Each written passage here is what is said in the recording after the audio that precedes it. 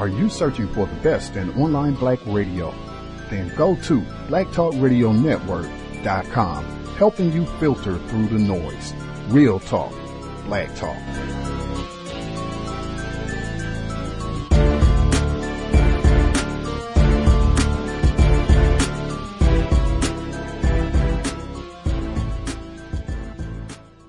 The internet is full of half-truths and all-out lies. We've all seen them, and many people on social media complaining about it. Here's your chance to show and prove. WorldAfropedia.com is a black-owned and operated encyclopedia. There are several thousand articles, but we need help. We can't uncover all the truth ourselves. So please, join us and become a writer, editor, or blogger for WorldAfropedia.com today. Every little bit counts. We owe it to the future generations to put the truth out there. Visit WorldAfropedia.com, the African-centered encyclopedia, a global database of African knowledge for the purpose of bringing about global African wisdom and understanding. WorldAfropedia.com.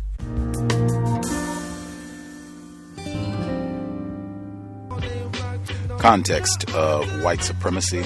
Gus T Renegade in for another broadcast, hopefully to share constructive information on the system of white supremacy. Today's date, Friday, July 1, 2016. So I have been told this is our 11th study session on Harriet A. Washington's outstanding medical apartheid. We are on chapter 13, very beginning of chapter 13, infection and inequity, illness as crime. We are almost done. I think we only have 2 sessions after this, and we will be done. We will go ahead and get started immediately. Again, this is one of the best books that I've read. I hope people are taking notes. If you actually have the physical copy of the book, again, look through the references, the footnotes. It's just a lot of additional reading material if you want to get more research and learn more, see where she got some of her information from as we have been moving. If you have not had a physical copy of the book, this is one that you should get in your library. I insist every single black person on the planet should read this book, especially if you are going into healthcare. Absolute must to have in your library. It has been a pleasure to read with you all. Without further ado, Harriet A. Washington, Medical Apartheid, study session number 11, audio segment number 1, context of white supremacy.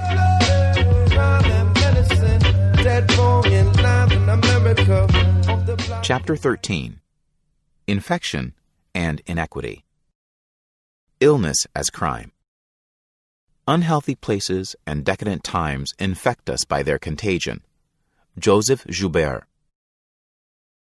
In April 1992, 34-year-old Milton Ellison made the front page of the New York Times after being unshackled. "They had me chained to the bed for 3 weeks," he told the Times. Ellison was not held for assault, rape, or murder. His crime was more subtle. He had tuberculosis and had not complied with his doctor's orders to take medication. He was jailed not in a cell at New York City's Rikers Island prison, but in an Orange County, New York hospital. Health officials had summoned sheriff's deputies, who transported him to the hospital, where his wrist and ankles were shackled to a hospital bed, and he was given his medication under the observation of not doctors, but deputies. After his weeks-long ordeal, Ellison, who was a schizophrenic, asked, "Why was that necessary? If I were ill, I couldn't go anywhere." Ellison was not the only patient to be incarcerated. Other major cities, including Boston, San Francisco, Atlanta, and Washington, D.C., have taken the same steps. Public health expert Georges Benjamin, M.D., who now serves as the editor of the American Journal of Public Health, said, "There are rules on the books that allow caregivers to get court orders to force individuals to be hospitalized. You hospitalize them until they are no longer infectious. However, these rules are public health laws that require a hearing before involuntary commitment, a hearing that Ellison was not given.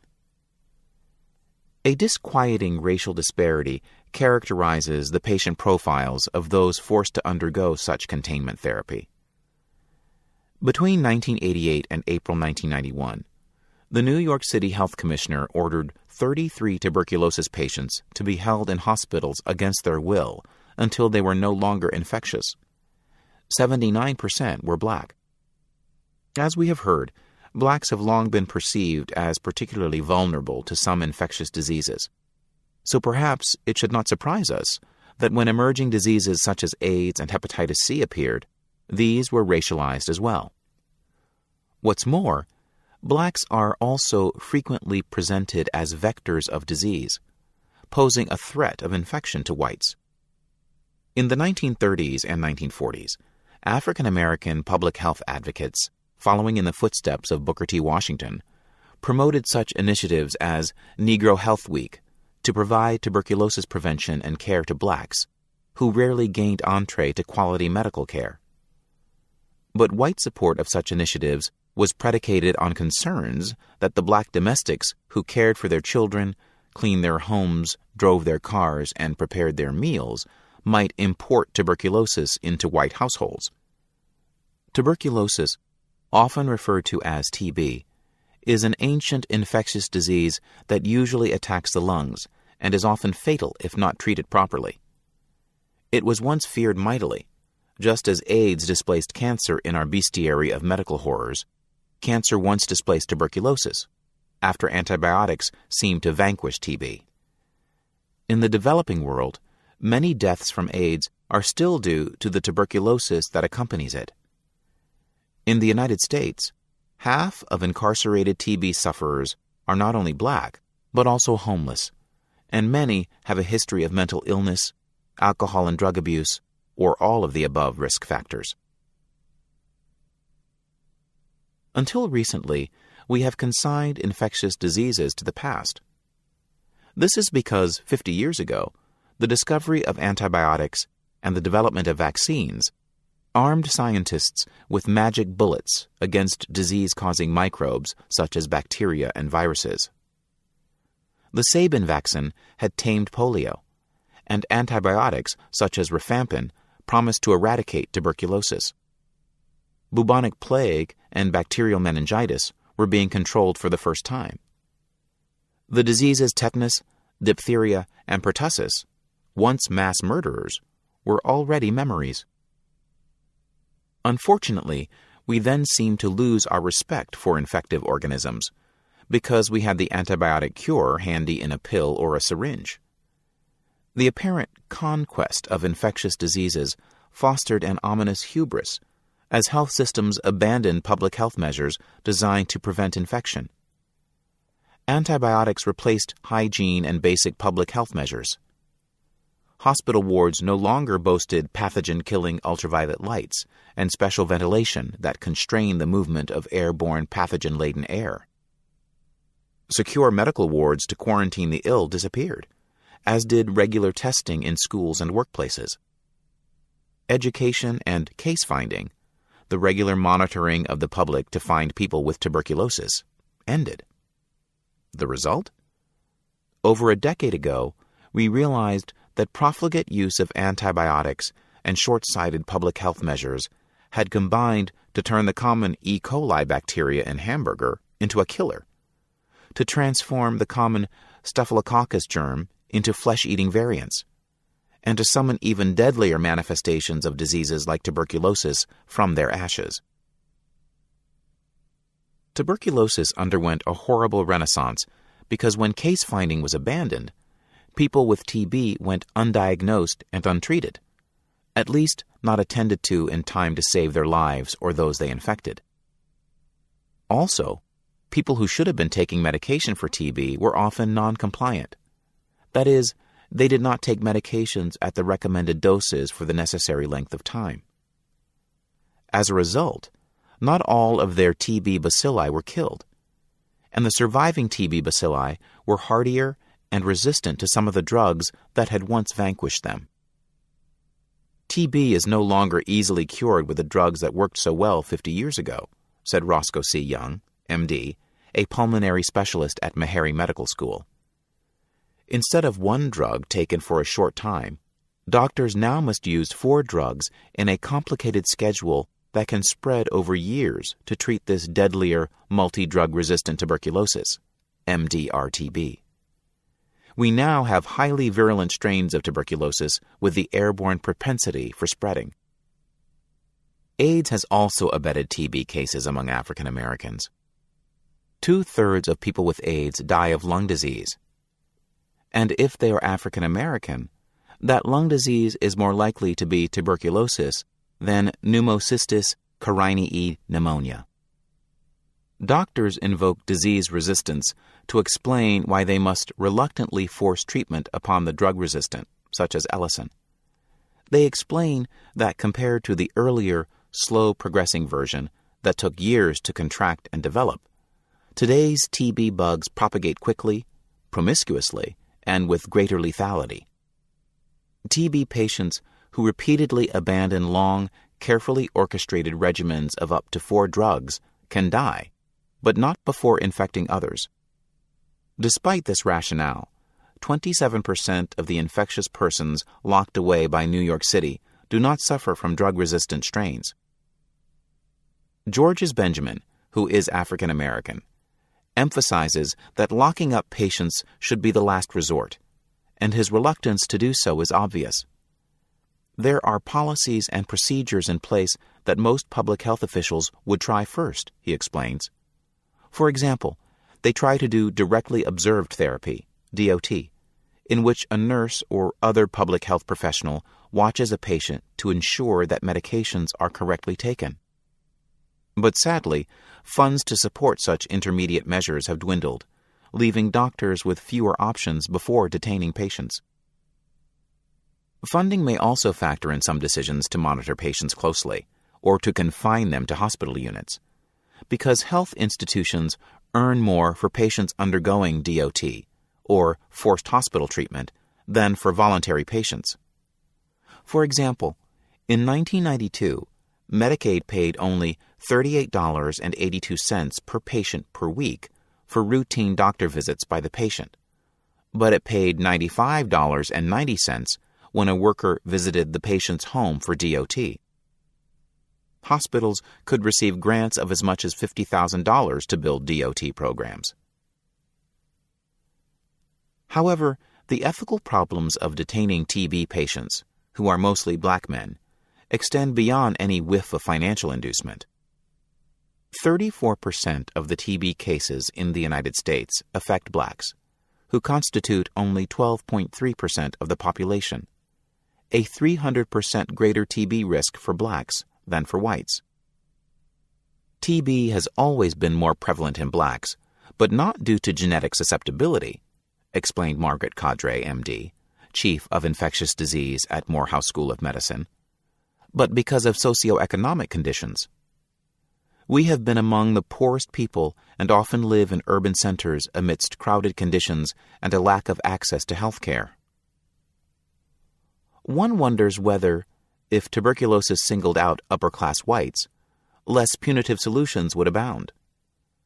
The history of a persistent TB epidemic at New York's Rikers Island prison may be instructive on that score. In 1982, the Legal Aid Society sued the city's corrections department, demanding that it address inmate illness and deaths resulting from its long-time tuberculosis epidemic. That year, there were 2,268 new TB cases. By late 1991, there were 4,426 cases. In January 1992, a new drug-resistant TB killed 27 inmates. Then, an infected white corrections officer died. The city responded with alacrity, signing a renovation contract within the month, on February 8th, with Mark Corrections, Inc. of Maywood, New Jersey, and building a new high-tech tuberculosis isolation wing, which was speedily erected at a cost of $4 million. There is no easy answer to the multi-drug-resistant TB threat. But in light of its racially disparate containment approaches, we should give the shackles a rest and fund more medical approaches. confining medically underserved TB sufferers fails to address impaired health, poor access to care, crowding, and homelessness, the root causes of the tuberculosis upswing. In fact, the fear of being locked up may dissuade people with TB from seeking treatment. There are also slippery slope issues. We jail people with TB today. Might we jail people with SARS tomorrow? Alcoholics? Smokers? Less punitive practices and more medical solutions might include wide-scale vaccination, a step that the government has so far resisted funding, probably because the Bacillus calmette-guerin vaccine, the world's most widely used, is imperfect, protecting only 4 out of 5 people vaccinated, and triggering a painful reaction called regional lymphadenopathy in a few. Policymakers might also consider a better coordination of public health systems to give immigrants, the homeless, prisoners, and migrant workers easier access to treatment. Currently, health policy simply abandons or incarcerates the infected as non-compliant when they fail to scale the formidable barriers of cost and access between themselves and good medical care. Drug-resistant tuberculosis proved to be merely a sentinel disease. Within the last few decades, new infectious diseases, or reinvigorated old ones, have materialized as global threats, from the AIDS pandemic to hepatitis C to SARS. An infectious disease represents far more than a physical ailment that is caused by pathogens and the organisms on which they travel, disease vectors in medical argot. Infectious diseases also pose a threat to entire populations. Their spread, prevalence, and treatment is closely linked to social factors, including crowding, poverty, inequitable access to medications, incarceration rates, women's rights, and a host of other political and social stressors. These threats have played out very differently for African Americans than for whites, and a few examples illustrate how biased research and inequitable policies have shaped the uncomfortably close relationship between African Americans and infectious disease. AIDS. In 2002, HIV infection outstripped the Black Death as the single deadliest pandemic in recorded history. According to the Joint United Nations Program on HIV/AIDS, 40.3 million people across the globe are infected with HIV, and 3 million died of AIDS in 2005. Sub-Saharan Africa is the most heavily affected region because it is home to 64% of new HIV infections. Closer to home, HIV now constitutes the third leading cause of death for young adult African Americans, those between 25 and 44 years of age. In 2004, the CDC determined that most of the AIDS cases in the United States were diagnosed in African Americans. As this book went to press, AIDS was being diagnosed in Black Americans at 10 times the rate as in whites. It is 25 times more common in Black women than in white women, and 10 times more common in Black men than in white men.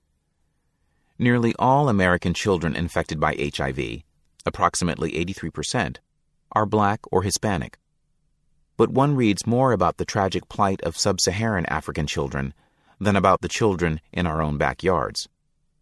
This observation plays into a perception by many African Americans that because AIDS strikes the marginalized, concern and sympathy have been largely replaced by stigmatization, moral judgment, and deadly indifference. In the 1980s, however, AIDS was first identified in what was then an equally marginalized group, gay white men. They were widely maligned as people with reprehensible lifestyles whose behaviors put them at risk for what was dubbed the gay plague. When it became clear that intimate relations between gay men and others were facilitating the spread of HIV into populations previously thought immune, such as straight whites, this misplaced moral disdain escalated into accusations that gays were sources of contagion and that their behavior needed to be constrained by public health laws. The debate was encapsulated in San Francisco journalist Randy Schultz's controversial social history of the pandemic's early days, and the band played on. Schultz detailed the role of Gaetan Dugas, known as Patient Zero, who knowingly infected many other men.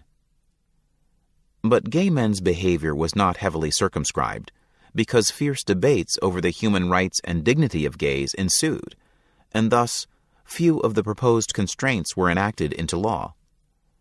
Bathhouses that facilitated anonymous sex were closed, but the public health department made no attempt to trace men's sexual contacts, to quarantine those infected men who refused to protect their partners, or to force men to divulge their HIV status. Certainly no one was jailed. In fact, Cuba was almost universally condemned for its claim that it had contained the HIV epidemic by quarantining the infected. Thus, the standard public health tactics of infection control, including contact tracing and selective quarantine, were rejected in the early days of the epidemic, when they might have had the most usefulness in stemming the spread of the pandemic. However, the focus of the pandemic shifted as Black people were infected in large numbers, and they became identified with the vectors of the disease. HIV was very early posited to have an origin among people of color, though it was first found among whites. By the late 1980s, medical journals and news media referred to several classes of the HIV infected. There was early and frequent reference to innocent victims of AIDS, which intimated the existence of other, presumably guilty, victims. The innocent included infected children such as Ryan White and such sympathetic exemplars as Kimberly Burgales. What they had in common, besides media sympathy, was white skin and virginity. Ryan White was a 10-year-old boy who had been cast out of his school because of his HIV status, and whose family had been persecuted by fearful neighbors. This sad tale of cruel discrimination against a sick child was narrated by newspapers and television everywhere, and was punctuated by frequent reminders of his innocent status. He had not contracted HIV from a sexual encounter or injected drug use. Neither had Kimberly Burgales, another innocent victim, who had been infected by a dentist implicated in the possibly intentional infections of several other patients we never saw, before his demise from HIV disease. Burgales was constantly profiled, and her courage, religious faith, and ravaged youth made it impossible not to sympathize with her plight. Her virginity, which certified her status as an innocent victim, was mentioned in a high percentage of the news stories describing her plight. But the demographics of HIV infections began to change as HIV preyed upon the marginalized, the Africans, and, in this country, the poor and Black. Early newspaper stories on the shifting demographics were given little prominence. Neither were reports that the rural South was emerging as an epicenter of infection. But by 1997, a sea of change had taken place, and news reports informed us that HIV affected a much larger percentage of Blacks than whites, that it had become the chief killer of young African Americans, and that most children with HIV were Black and or Hispanic. First in the minds of many Americans, and finally in grim reality, as certified by CDC statistics, AIDS had become a Black disease. Not all the news about AIDS in Blacks is bad, although, too often, silence greets hopeful news that contradicts AIDS' status as a Black disease. For example, although journalists publicize and celebrate hopeful news about white men who have resisted illness despite long-term HIV infections, a resounding media silence followed similar tidings about groups of African women who, by 1997, seemed to have achieved what the best laboratories in the world could not: the power to ward off HIV infection. Over 6 years, 10% of a group of Nairobi prostitutes under study remained uninfected, although each had sex with hundreds of men. The resistant women didn't use condoms or receive medical care any more frequently than their infected counterparts. Scientists aren't sure how their bodies outwitted the virus, but human leukocyte antigens, HLAs, smart proteins that recognize foreign invaders, are probably the chief factor. Many vaccines have been designed by studying people who display puzzling immunities. For example, Edward Jenner first perfected the smallpox vaccine in 1796 after studying milkmaids who became immune after contracting the more benign cowpox. The Nairobi women have the potential to be today's milkmaids, the source of a life-saving vaccine out of Africa. So one might expect these women to be the focus of media and popular speculation. But popular references to Africans' natural immunities have disappeared, although medical research continues to explore their potential as promising domestic pockets of possible disease resistance. American attitudes toward people with AIDS have also mutated from protective to punitive. More restrictive laws have evolved into the litmus test for public health advocates and legislators who wish to be perceived as addressing the pandemic. Testing children. The term innocent victims has largely disappeared from newspaper pages. Not even the infants who were tested for HIV without their mother's knowledge, or the African infants whose mothers lost their prophylactic azithromycin, or AZT, when U.S. drug trials ended, are now specified as innocent victims. Children with HIV are increasingly finding that their status is that of involuntary research subjects, not victims. In December 2004, for example, the journal Nature Medicine reported that since the early 1990s, HIV-positive orphans have been the subjects of dozens of national clinical trials run by researchers at Columbia University Medical Center and other New York City area hospitals. Mammoth pharmaceutical corporations such as GlaxoSmithKline, the manufacturer of zidovudine, have sponsored the testing of antiretroviral and other pharmaceuticals on scores of HIV-infected orphans housed in New York City's Incarnation Children's Center, ICC. This institution for the HIV-infected is run by Catholic Charities in Washington Heights, a neighborhood where Columbia University conducted fenfluramine violence studies, as detailed in Chapter 11. The ICC orphans were born to HIV-positive mothers, and their parents either are dead or have been deemed unfit to care for them by the courts. Within ICC's walls, Columbia University Medical Center physicians manage AIDS drug trials approved by the Pediatric AIDS Clinical Trials Group, PACTG, a network that imposes standards for and evaluates clinical trials for the care of HIV-infected children. These trials were supported by the National Institute of Allergy and Infectious Diseases and the National Institute of Child Health and Human Development, with the approval of New York's Administration for Children's Services, ACS.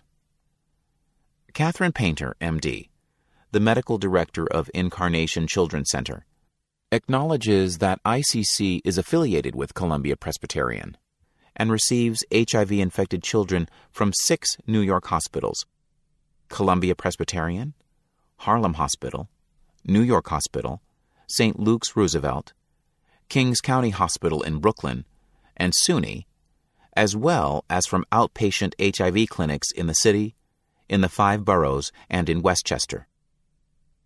She also verified that, as was mentioned in Chapter 11, the children are subjects in the testing of experimental drugs. Many of the clinics that refer to us are participating in clinical drug trials, she told the New York Press in 2004.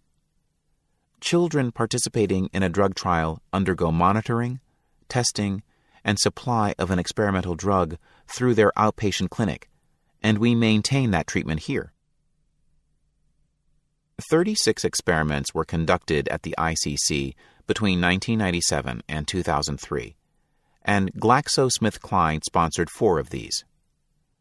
The center's experimental activities are not unique or even unusual for New York, according to the BBC, whose November 2004 television documentary, Guinea Pig Kids, noted that over 23,000 of the city's children are either in foster care or independent homes, run mostly by religious organizations on behalf of the local authorities, and almost 99% are Black or Hispanic. Researchers and ICC staff characterize these clinical trials as therapeutic, intended for the benefit of the children. And researchers agree that pediatric drugs require testing in children because children metabolize and react to medications differently than adults do. However, children's advocates question the therapeutic nature of these experimental drugs, pointing out that they have debilitating, even fatal side effects, including anemia, muscle wasting, organ failure, fatal destruction of bone marrow, the site of red blood cell production, life-threatening liver diseases, cancers, bodily deformations, brain damage, painful and fatal skin conditions and likely genetic mutations, liver swelling, unsightly fat deposits, and skin necrosis, death and sloughing of the skin. Some of the candidate AIDS medications are being tested to determine their toxicity. Children as young as 4 were given cocktails of up to 7 potent medications, although physicians are normally reluctant to give young children even approved powerful medications. Little, if any, benefit accrued to the infants from these risky procedures, because although some were HIV positive, they were too young to have developed AIDS. One study is of stavudine alone or in combination with didanosine, a combination that has killed adult women. An experimental vaccine administered to children as young as 12 months utilizes live chickenpox virus, even though it can trigger the disease itself. A study titled HIV Levels in Cerebrospinal Fluid required that infants undergo a spinal tap, a risky, invasive, and painful procedure. There was even a study on HIV-negative children that used an experimental HIV vaccine. By law, such a non-therapeutic study on healthy children can convey only minimal risk, but the vaccine's risks are unknown. Also, some of the experiments did not involve HIV therapeutics. One drug trial tested a herpes medication for tolerance, safety, and pharmacokinetic information. Another investigated reactions to a double dose of measles vaccine in 6-month-old infants. For its part, Columbia University released a statement denying that the drug's side effects were serious enough to warrant discontinuing treatment. However, this should have been the parents' call, not the universities or the ICC's. But guardians and parents who adopted HIV-infected children have found the ICC, ACS, and researchers arrayed against them when they have tried to take children off medications they found to be harmful. In explaining her take on this struggle, Dr. Painter has said, "We're having an increase in referrals over the last years to deal with medication adherence. There are a fair number of children whose HIV illness may be well controlled, but whose families are experiencing difficulty complying with the child's medication regimen." By referrals, Painter means children who are torn from parents and returned to the various agencies when these parents and guardians balk at dispensing the investigational drugs. Federal law gives parents the ultimate right to decide when the promise of an experimental treatment exceeds the risks and side effects, and gives them the right to withdraw a child from a clinical trial at any point in the experiment. But most of these children have no parents, or their parents have been deemed unfit by the courts to care for them. The children are too young to give legal consent to participate in the HIV studies, and their legal guardian is the city, or an allied governmental agency, which is the same entity that has committed to conducting the trial.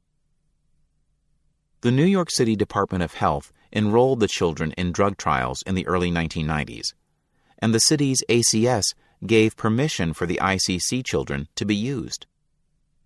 The agency receives funds for hosting the trial and needs a minimal number of subjects.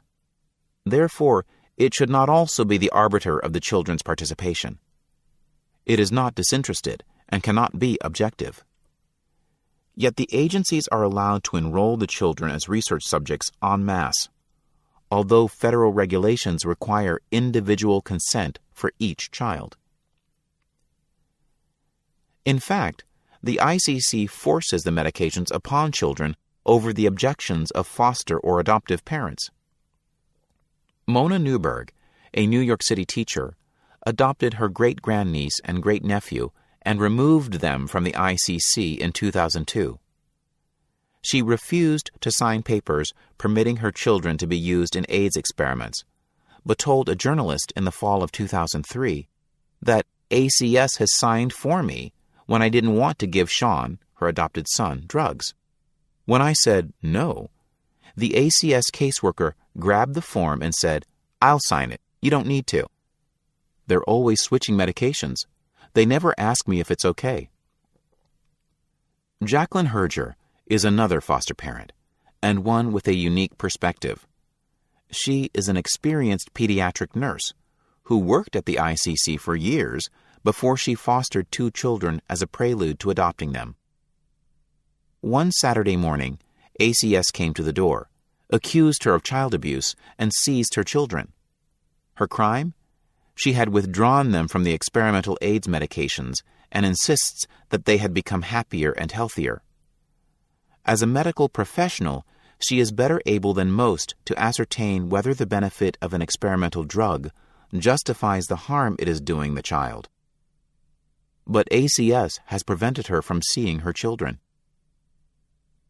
Painter seems to validate Herger's accounts when she describes the ICC policy toward compliance with the investigational drugs. What we're asking of our families and patients in terms of adherence is something beyond 100%. All of their medicines, all the time, whether they have them on hand or not, whether the medication makes them sick or whether they're sick with a concurrent illness. Despite Herger's status as the children's foster mother and her medical training, the ICC trumps parental consent for these children. Such a scenario evokes the question, is the state's chief motivation a desire to maximize the children's health, or its own desire to complete AIDS research protocols? The BBC documentary claimed, if the children refuse the drugs, they're held down and have them force-fed. If the children continue to resist, they're taken to Columbia Presbyterian Hospital, where a surgeon puts a plastic tube through their abdominal wall into their stomachs. From then on, the drugs are injected directly into their intestines. ICC spokesperson Gerald McKelvey acknowledged that the city sometimes took children from foster parents who had refused to administer the drugs. But he denied to Nature Medicine that children were ever forcibly administered medications. Of course some kids were reluctant, as kids are, to take their medicine, he said. It was not children, however, but recalcitrant parents, some of whom were medical professionals, who were reluctant to administer medications because of the debilitating effects on the children, and the fear that they were being exploited as non-consenting subjects. For several years, U.S. research protocols with African American and Hispanic children, who constitute virtually all the American children living with HIV, have exposed an alarming willingness to jeopardize their health and rights. A public health dragnet. The legal constraints that had been deemed inappropriately repressive for white gay men in the 1980s and early 1990s have been vigorously applied to African Americans, especially African American men. Increasingly, laws have mandated the testing of whole groups, such as pregnant women and prisoners. At least 29 states punish or incarcerate those who pass the virus on to others, and scores of similar bills are waiting in the wings. It has bothered me that when more punitive laws have come up, it is black people who are affected, observed the late Dr. Walter Shervington, a New Orleans psychiatrist and former president of the National Medical Association. The issue of contact tracing best exemplified the shifting mood. There are two types of such tracing. Voluntary notification programs allow the patient with HIV to notify his partners. But in mandatory programs, health department officials notify the patient's sexual contacts that they are at risk and must be tested. Patients are identified by code, which partially preserves confidentiality, or by the person's name, which affords none. New York State, the former infection epicenter, which once championed patient advocacy and privacy protection for AIDS, has legislated a quite restrictive form of mandatory notification. If you test positive for HIV in New York, the doctor must report your name to the state. The county health department obtains the names of your sexual contacts and informs them that they are at risk and need testing. Contact tracing is an uncomfortable but essential technique of infectious disease control because it attempts to bridge a real information gap. The February 1998 Archives of Internal Medicine revealed that 4 out of every 10 HIV-infected persons failed to warn partners of their status, and that only 43% of these silent carriers use a condom. Blacks, men or women, are even less likely than whites to alert partners of their HIV-positive status. Prominent public health officials, such as Surgeon General David Satcher, warned almost a decade ago that contact tracing was essential to the early testing and tracking that can reverse the pandemic.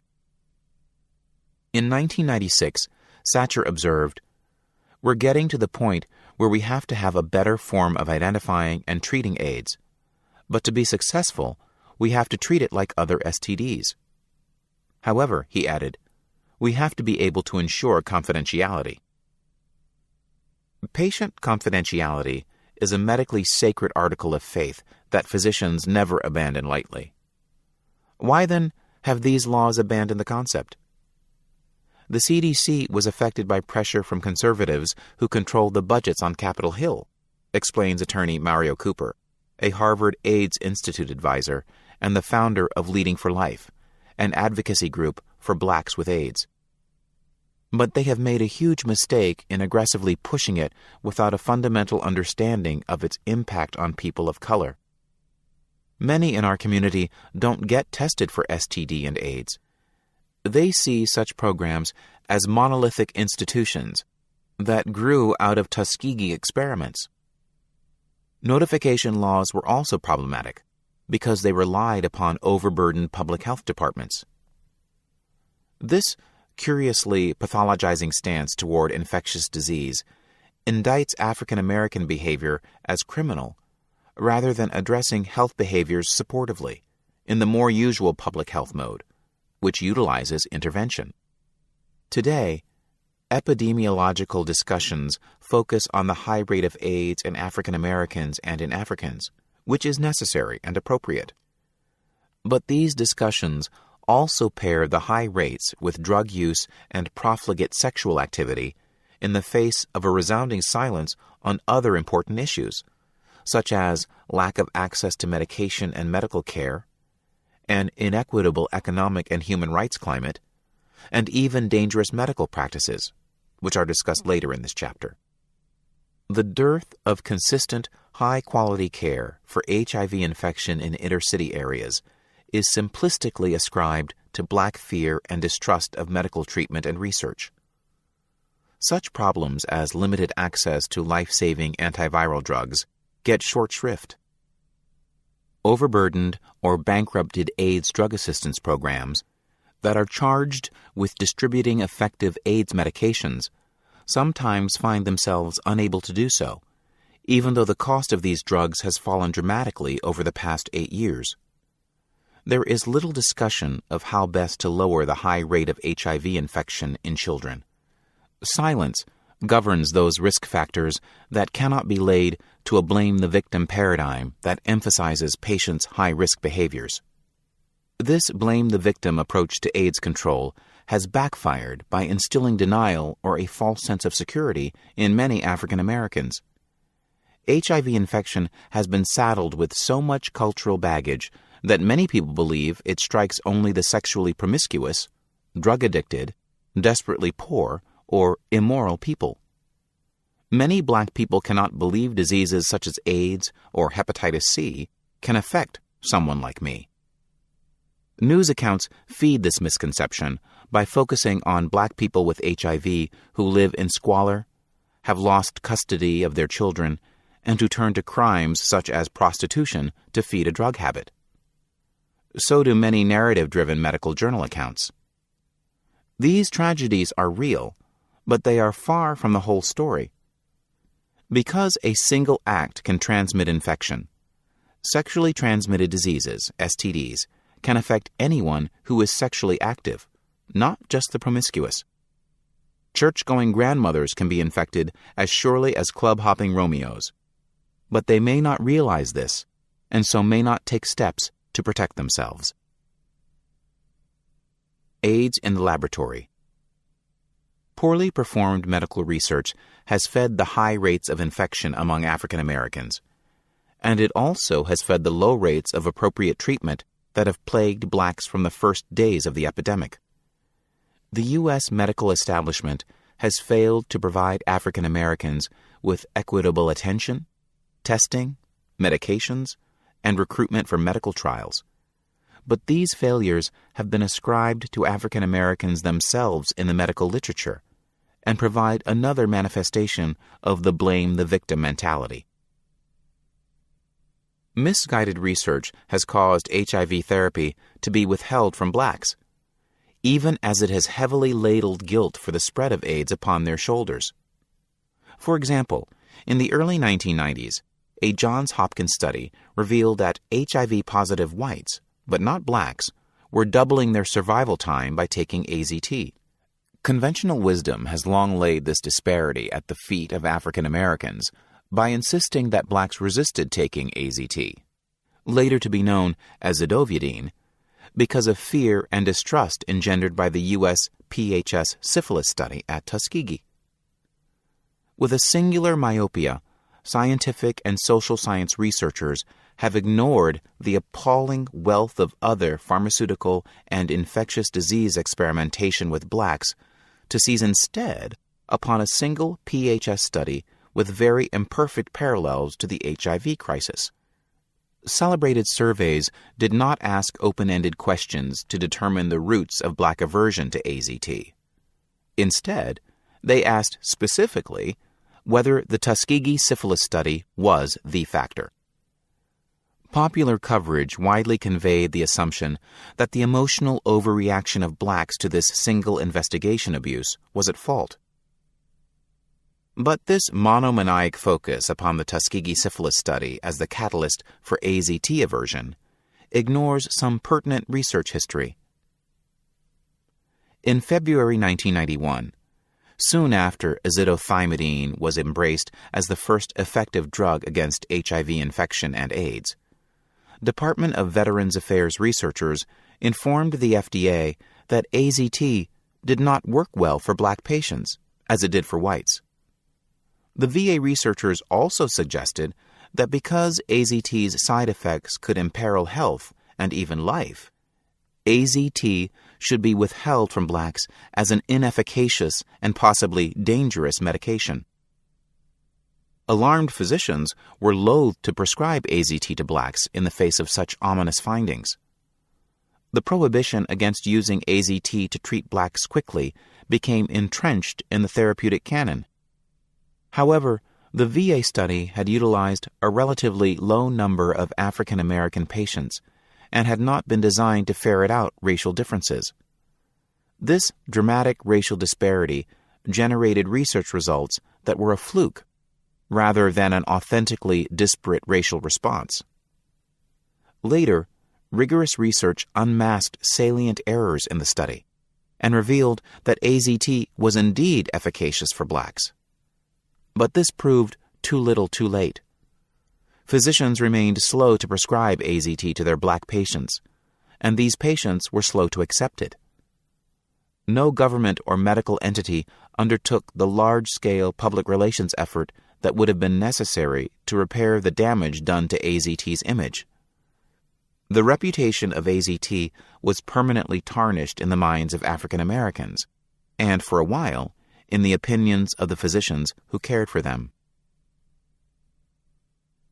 As a result, HIV-positive blacks quickly progressed to AIDS, promptly developing the severe opportunistic infections, cancers, neurological damage, and decimated immune system that heralded the syndrome. Medical researchers and physicians, not fearful black patients traumatized by the Tuskegee syphilis study, are responsible for blacks' aversion to AZT. In 1997, the Centers for Disease Control and Prevention issued some long overdue good news about AIDS: a heartening 13% decline in the death rate, the first in the 15-year course of the epidemic. What's more, new combination drug therapies were slowing the progression from HIV to AIDS. These included protease inhibitors such as Inverase, Crixivan, and Norvir.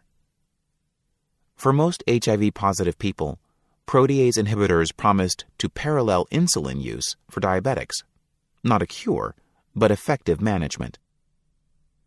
But once again, African Americans had not shared equitably in either the declining death rate or the distribution of the new drugs. The AIDS death rate for whites fell 21%, but the black death rate dropped only 2%, and the rate for young black women actually rose. At the 6th Annual HIV Conference, San Francisco's mayor, Willie Brown, warned conferees, "We are now on the threshold of a new set of problems generated by success, because the drugs are terribly expensive and a whole forgotten class of people are not getting them, including people of color." Dr. Wilbert Jordan, director of the AIDS clinic at Martin Luther King Charles Drew Medical Center in Los Angeles, predicted, "Protease inhibitors are very expensive, about $14,000 a year, and the majority of people who won't get them are drug users, especially in the Black and Latino populations." The new drugs were too expensive for people on Medicaid, which imposed a monthly cap on drug expenses. HMOs often restricted pharmacy benefits to an average of $3,000 a year, and the demand for the drugs quickly overwhelmed the pharmaceutical companies' stores of free drugs for compassionate use. Despite the pharmaceutical companies' healthy profits, states were finding themselves strapped by the costs of supplying medication to the poor. The $200 million in federal and state AIDS drug assistance programs, ADAP, that was set aside to provide the drugs to those not poor enough to qualify for Medicaid was half of what was needed. ADAP funds varied from state to state. New York and California residents enjoyed expansive programs, but only 10% of the HIV-positive in Florida qualified. Some states, such as Kansas, resorted to a waiting list. Valerie Papaya Mann, executive director of the AIDS Project of the East Bay, validated fears of inequitable distribution. In San Francisco, on every other corner, there's information about the latest therapies. But in the East Bay, we have people of color, low-wage earners, and less AIDS information. Many doctors serving the indigent are not prescribing the protease inhibitors. My clients, 85% of whom are African American, are still dying and will still die unless there is a loud outcry that says we all should have access to the drugs. Nor was money the only barrier. Early protease inhibitors were taken according to complicated schedules, and they fostered drug resistance when inexpertly prescribed or taken erratically. Physicians and policymakers frequently worried aloud that if the poor and homeless were given protease inhibitors and proved non-compliant, they would abet drug-resistant strains, which would prove impossible to treat. Instead of focusing on education and other routes of increasing compliance, doctors routinely withheld protease inhibitors from people in lower socioeconomic groups, such as the homeless and drug abusers, among whom African Americans were disproportionately represented. Mario Cooper complained, "Doctors are selecting people out because of racial issues. Some won't even offer drug abusers the option of taking these drugs." One African American physician responded, "My patients with drug problems are all compliant. It's ridiculous to withhold medication from drug users on the assumption that they won't adhere to the treatment schedule. Who understands the importance of taking drugs on time better than an addict?" The prices of life-sustaining HIV medications have fallen dramatically since the fall of 2000 because of international competition between generic and proprietary drug manufacturers. Now the price of AIDS therapy costs as little as $140 annually and is within the reach of all African Americans. The abandoned vaccine. But new barriers to effective treatment threaten to replace the old ones, and many suspect that at least one is being driven by research biases against black patients. Many African Americans and their medical advocates responded with outraged disbelief in 2003 when AIDS-Vax, the first vaccine to enter Phase 3 trials, see Chapter 10 for a description of Phase 1, 2, and 3 clinical trials, was dismissed as worthless and abandoned, even though some data indicated that it actually protected blacks and Asians from HIV infection quite efficiently. The New York Times joined other major newspapers in lamenting the trial's failure. Its headline read, "Large trial finds AIDS vaccine fails to stop infection." And the trial's dramatic success in African Americans and Asians was buried within the story, surrounded by qualifications and vague expressions of skepticism. No stories asked why the trials of AIDS-Vax, developed by VaxGen of Brisbane, California, were being halted when its efficacy in minority groups ranged from 67 to 78%. Among minorities, principally blacks and Asians, only 3.7% of vaccinated participants became infected with HIV, in contrast to 9.9% of minorities who took a placebo. The vaccine cut the infection rate in blacks by 78%, 66.8% after statistical refinements. Among the 314 African American volunteers, 9 of the 111 subjects who took the placebo, 8.1%, became infected, compared to 4 of the 203 African Americans who received the vaccine. VaxGen said the vaccine protected 2/3 of African American, Asian, and mixed-race volunteers. Just 500 minority subjects participated, but the results were still statistically significant and carried, at most, a 2% possibility that the heartening results arose by chance. "The statistics look impressive," said Dr. Anthony Fauci, director of the National Institute of Allergy and Infectious Diseases, the nation's top infectious disease professional. But among whites, no statistically significant change emerged between vaccinated and non-vaccinated groups of subjects. Researchers did not yet understand this disparity with regard to the vaccine, but such disparate effects are not unheard of. In clinical trials, a recently tested herpes HSV-2 vaccine worked much better for women than for men, although researchers are not sure why. But although the gender disparities in the herpes vaccine efficacy were accepted, the racial disparities emanating from the HIV vaccine trial were not. This led a team of researchers from the NIH, CDC, University of Washington to review the data. Dr. Dean Fullman of the National Institutes of Health, NIH, reanalyzed the data and determined that a significant result could be obtained by chance about 22% of the time when the data from the 15 subgroups, including African Americans, were evaluated. The researchers concluded that the VaxGen data indicating protection for African Americans were spurious. This contradicted VaxGen's claims that it had tested the minority group data and found only a 2% possibility that the figures showing protection against HIV could have arisen by chance. Fullman explained this by alleging that VaxGen had never performed the necessary tests that would allow it to make this claim. The Fullman study seems to have laid African American hopes for a benefit from the VaxGen vaccine to rest. Experts largely agree. For example, the International AIDS Vaccine Initiative IAVI report for February to April 2004 included an article entitled VaxGen Denouement: No Efficacy in Racial Subgroups, No Efficacy in Thai Trial. These experts may well be right, and the vaccine's hoped-for effectiveness against HIV in Black and Asian segments of the population may be chimerical, a mere statistical mirage.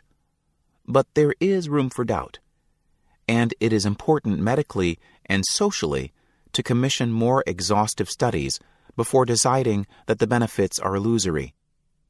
Also, compare the rapid dismissal of this purported special racial benefit with the uncritical acceptance of Beidel's supposed special racial efficacy, as detailed in Chapter 13.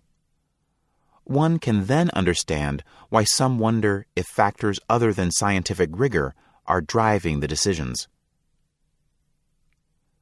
Incorporating larger numbers of African American participants could help resolve any ambiguity.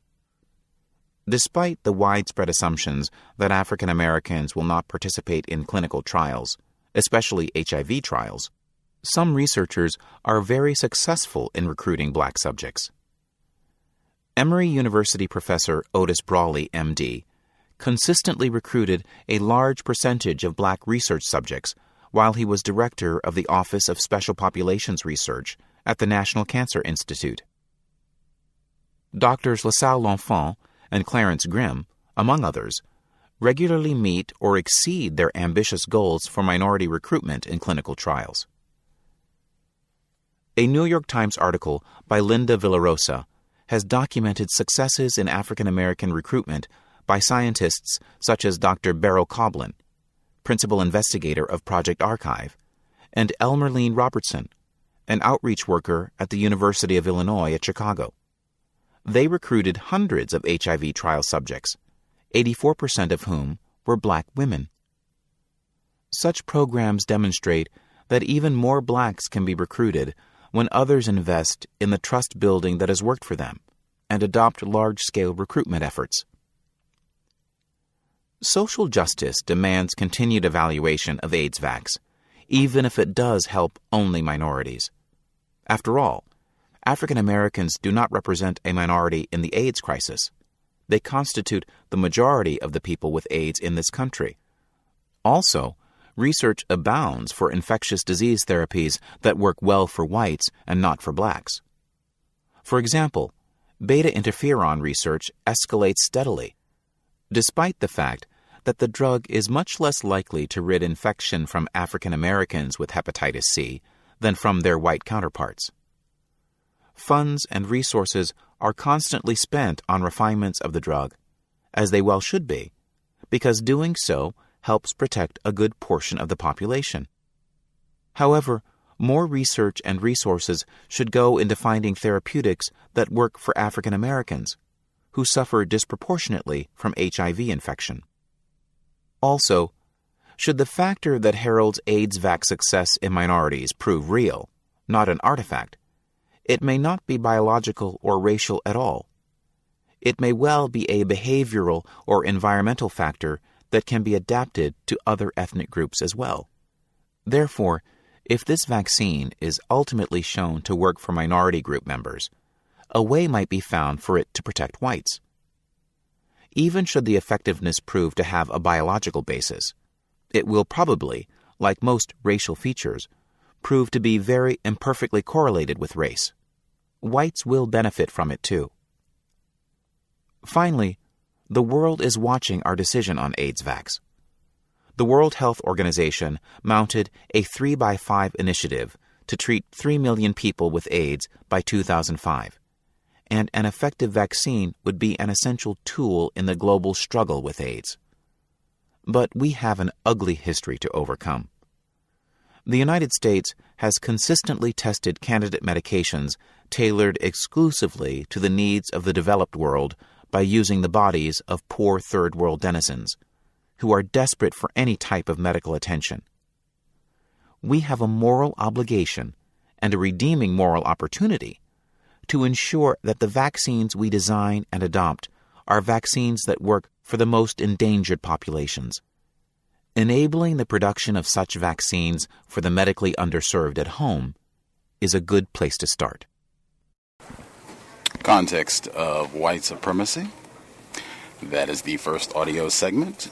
We will pick up once we have our dialogue, what have you. Folks have anything they want to share, we'll be right at the beginning of chapter 14.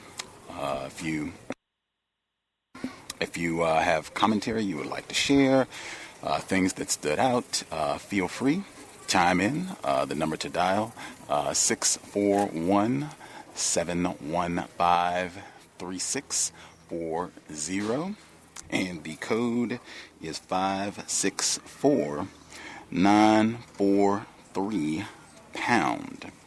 Press star 6 if you would like to participate. That number again, 641-715-3640. The code is 564-943#. Press star 6 if you would like to participate. If you do not want to use your phone, you can use the free VOPE line. It's linked at Black Talk Radio Network. The address, if you need it, is tinytinycc/1race, and that is the number 1. The address again, tinytinycc/1race, and that is the number 1. When you put that address in, look on the left side of the page. You'll see the link for the free VOPE line. When you click that address, it'll open a tiny window on your screen.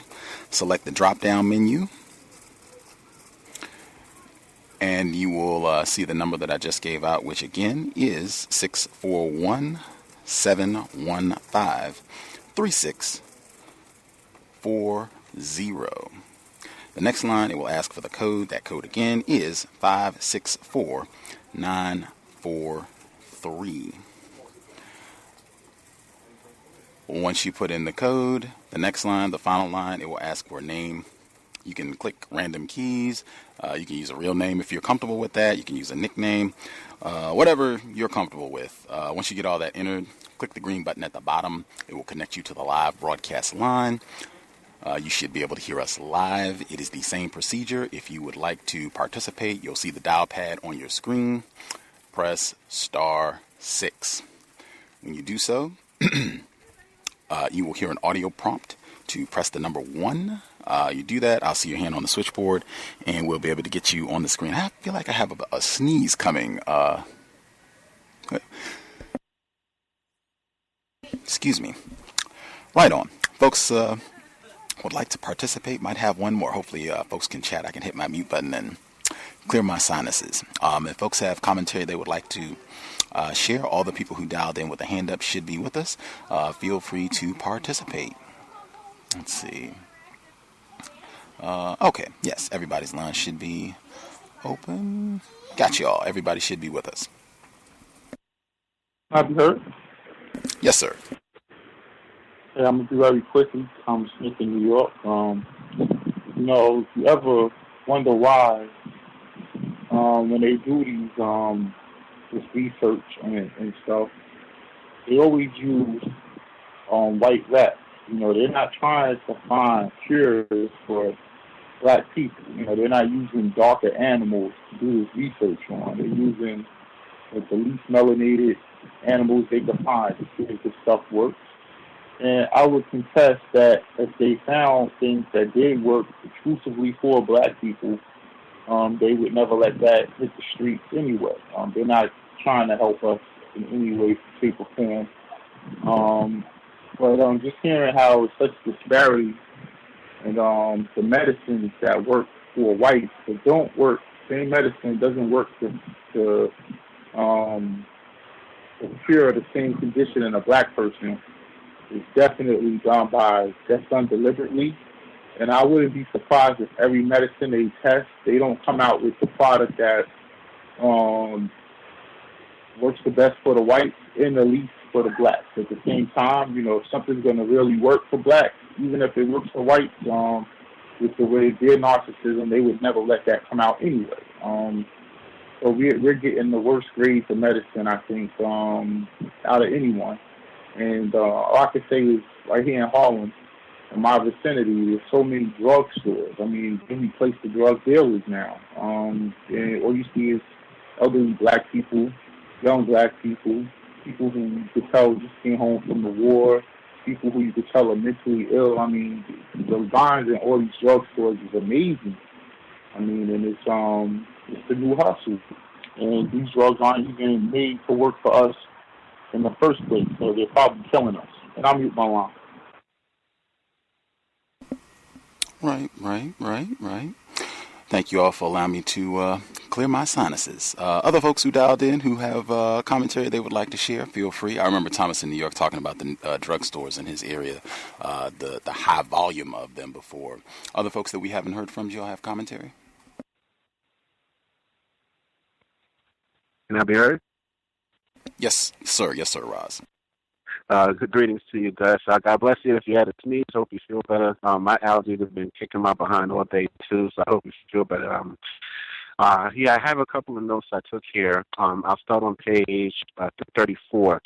There's a paragraph where she's discussing the documentary, BBC documentary, Guinea Pig Kids, and it says, researchers and ICC staff characterize these clinical trials as therapeutic, intended for the benefit of the children, and researchers agree that pediatric drugs require testing in children because children metabolize and react to medications differently than adults do. However, children's advocates question the therapeutic nature of these experimental drugs, pointing out that they have debilitating and even fatal side effects, including anemia, muscle wasting, organ failure, fatal destruction of bone marrow, the site of red blood cell production, life-threatening liver diseases, cancers, bodily deformations, brain damage, painful and fatal skin conditions, and likely genetic mutations, liver swelling, unsightly fat deposits, and skin necrosis, death and sloughing of the skin. This, to me, just kind of shows that black children aren't treated as children. Also, all of these things that we've read of a similar nature throughout this text just really shows to the intense effort to develop drugs that specifically affect melanated people. And specifically, the darker the people are, the more toxic or deadly that these drugs are. And even the fact that they said some of these drugs also created genetic mutations, obviously they must have been studying the effects of these things on a genetic level in order to even ascertain that they were causing genetic mutations. So this really goes back to Melanin Apocalypse and that whole discussion with that sick white terrorist in regards to the books that he wrote. Excuse me. On the following page, 335, there's a brief paragraph that says, for its part, Columbia University released a statement denying that the drug side effects were serious enough to warrant discontinuing treatment. However, this should have been the parents' call and not the universities or the ITCs. But guardians and parents who adopted HIV-infected children have found the ICC, ACS, and researchers arrayed against them when they have tried to take children off medications they found to be harmful. Again, this goes to the fact that black people do not have control over their own bodies or the bodies of their children. Also, this speaks to the Voltron effect again, because all of these agencies and the researchers rally together in a combined white supremacist effort to basically completely thwart the parents' attempt to be in control of their children to partaking of these poisonous drugs. So again, there is no winning in the system. It kind of reminds me of Minister Malcolm when the system basically drove his mother insane by taking her children from her. It just kind of made me think of that for some reason. I don't know why, but it did. Also, there was a section on page 340 that says alarm physicians were loath to prescribe AZT to blacks in the face of such ominous findings. The prohibition against using AZT to treat blacks quickly became entrenched in the therapeutic canon. However, the VA study had utilized a relatively low number of African American patients and had not been designed to ferret out racial differences. This dramatic racial disparity generated research results that were a fluke rather than authentically disparate racial response. Later, rigorous research unmasked salient errors in the study and revealed that AZT was indeed efficacious for blacks. This proved too little too late. Physicians remained slow to prescribe AZT to their black patients, and these patients were slow to accept it. No government or medical entity undertook the large-scale public relations effort that would have been necessary to repair the damage done to AZT's image. The reputation of AZT was permanently tarnished in the minds of African Americans, and for a while, in the opinions of the physicians who cared for them.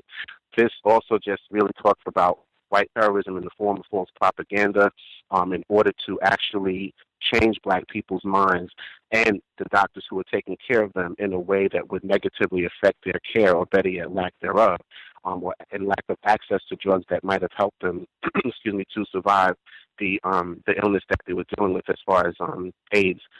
And I just find that just very interesting. It's something that white people tend to do all the time.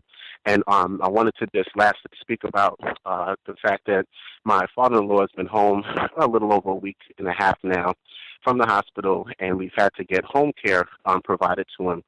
So we had a nurse that came by the house to actually discuss the process and how often that they would be by in order to take his vital signs and keep a track of his healing process while they facilitate the physical and occupational therapy to try and get him some of his mobility back. So when she came, there were just issues with the way that they started the process. They didn't really give any forewarning. They just wanted to appear at any old time. So we had to reschedule the first person who came, which was one of the nurses. And when she came, I literally said to her within maybe 3 minutes of her entering the house, after being very pleasant, I said, I make it a point to study the history of white supremacy as it's practiced in the medical industry. And right now I'm in the midst of finishing the book Medical Apartheid, but I've also dealt with, and I brought up Venelia Randall, Dorothy Roberts, Alan Hornbloom, Acres of Skin. I rattled those titles off. And I said, I make it a point to study these things, and I want to make sure that you're going to give my father-in-law the best treatment possible and respect our wishes, because previously when we were asking the hospital not to give him psychotropic drugs, they actually did, which caused him to develop seizures. So we gave him this background, and from there, you can tell she was kind of taken back for a second. She kind of paused, but even though I still didn't trust her, her approach was markedly different than the conversations we had on the phone. And then the second person that came, maybe 2 or 3 days later, she tried to impose herself by just appearing at the house, and my wife was unable to successfully stop her from coming. And the woman just was like, "Hey, I'm 2 minutes away. I'll be right there." And I said, "Well, I said, this is your house. You can't let this woman just, bogart her way into your home." So I called her myself, and I said, "There's no way that you're coming to the house right now. I don't care how far you are. You're going to give us a decent amount of time to prepare." I said, "We're dealing with 2 people with mental illness here. There's a lot of things that take place at the drop of a dime, and right now we're dealing with the situation, so there's no way that you're walking into the situation the way it is." So after I talked to her, she backed down, and then my wife felt better because she was highly stressed about this woman coming into the house like that. And then the woman came the following day, and her approach was actually markedly different, even though I don't trust her either. So I just wanted to give you that update and just let you know that definitely, even like Dr. Venelia Randall had talked about, just bringing up the fact that you are aware of the system of white supremacy and how it functions can help you. And also the fact that that was something I wanted to do when he was in the hospital, and my wife was averted to me doing that because she felt that he was going to be in their care and she didn't want to upset them. And I was trying to help her understand that it's not about upsetting them. It's about letting them understand that we have a knowledge of what they do to our people. And I actually brought up the fact that they administer different drugs and different toxic substances to our people unbeknownst to those people. So I said those exact things to the nurse. And when I said these things, obviously it had an impact on her. And I said that was the same impact I wanted to have in the hospital. So I think now that this happened with the physical therapy situation, my wife better understands why I wanted to take that approach in the hospital. And I think, God forbid, we have to go back to the hospital with anyone, she will not be averted to me saying something like that to the doctors or medical practitioners working with my family. Thank you very much for listening to what I had to say, and I'll mute my line there. For sure. A+ in Black self-respect. That is outstanding work. Taking care of your family, your in-laws, and whole family, and standing up to those doctors, healthcare practitioners. That is outstanding. That's exactly what she's not a doctor, but Cornelia Randall talked about. She said it exactly on the program. Just, drop a little bit of information, questions, and the type of care that you want for your loved ones, people that you care about. Do not be afraid to articulate that to these folks. Do not be intimidated. Outstanding. Any other folks that we have not heard from? Anybody else out there we haven't heard from? Feel free to speak up if you have commentary. Yes, may I be heard? Yes, sir. Okay, greetings, Gus. Greetings to the other callers and listeners. Some of the things that stood out to me was in 1992, the 34-year-old Milton Ellison was shackled to his bed, because he had TB. And you would think that, the doctor who said that sometimes that, you have to use these rules that's on the book to allow caregivers to get court-ordered to force individuals to be hospitalized. So you would think that, this was done to stop a pandemic or the health of the community. But then again, when you look a little closer, you find out that they had ordered 33 tuberculosis patients to be held in the hospital against their will, and that 79% of them was black. And then that white support for the initiative was predicted on concerns that the black domestics who cared for their children, cleaned their homes, drove their cars, and prepared their meals might import tuberculosis into white households. And that would be the main reason why they would be shackling people to the bed, these infected blacks, which they considered to be vanguards of all these diseases. We have to take drastic means. That's just the way the white supremacist mind works. And when we get over here to, another thing that DOT, the directly observed therapy, where a nurse would, from the public health professionals, would show up and help the patients. Turns out that, that was had monetary motives, because you could actually get more from the worker going to the patient's house than the patient using Medicaid and then a routine doctor's appointment. So then again, you see a blatant disregard for the health of black people, but monetary gain being made from the demise of black people. And what I do like about Miss Harriet Washington is she gives some conclusions or some type of solutions to some of the problems in her words.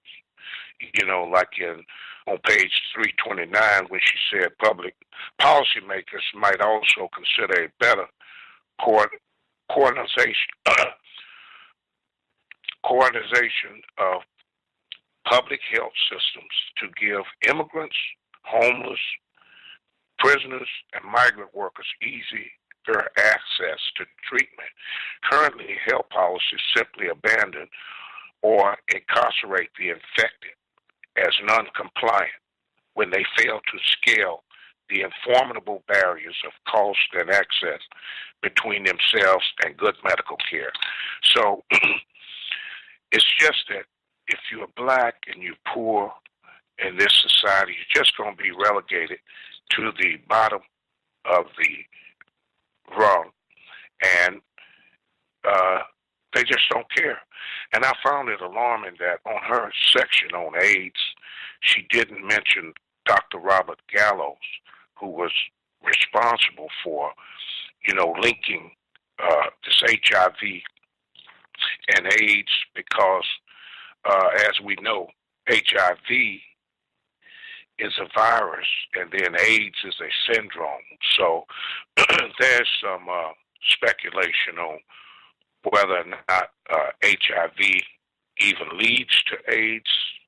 I guess most people assume that it does, but it's very suspicious that the Epic Center, they so-called the Epic Center, would be in mostly predominantly black areas, such as the New York City, and then later on, I think, Atlanta.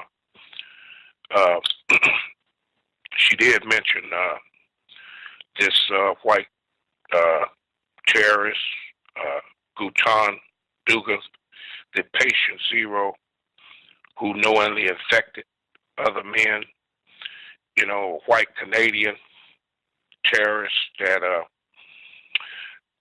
she didn't mention that they didn't track this guy down until March of 1984, and that was the month that he had died. So he was able to terrorize a lot of gay men and spread the disease. And by him being white, somehow they could not track him down and put a stop to him. And then they want to mention, out of all the black people that had AIDS or HIV, they want to mention the two innocent victims, Ryan White and Kimberly Berkeley. Anyway, these two white innocent victims get all the media attention, and then there's thousands of black people that probably and most likely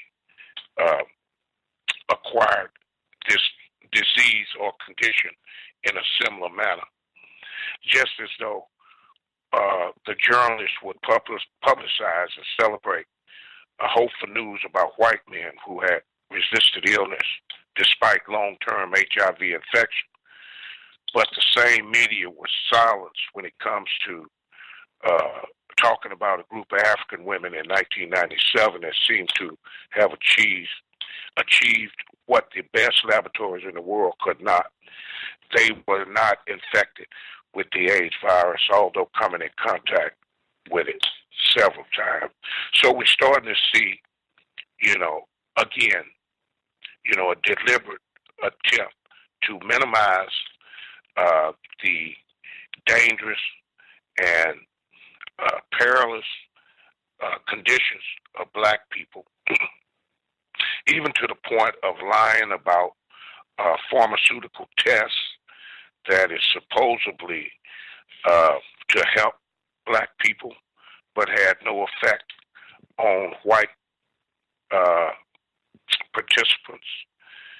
We would have to be concerned about something like that.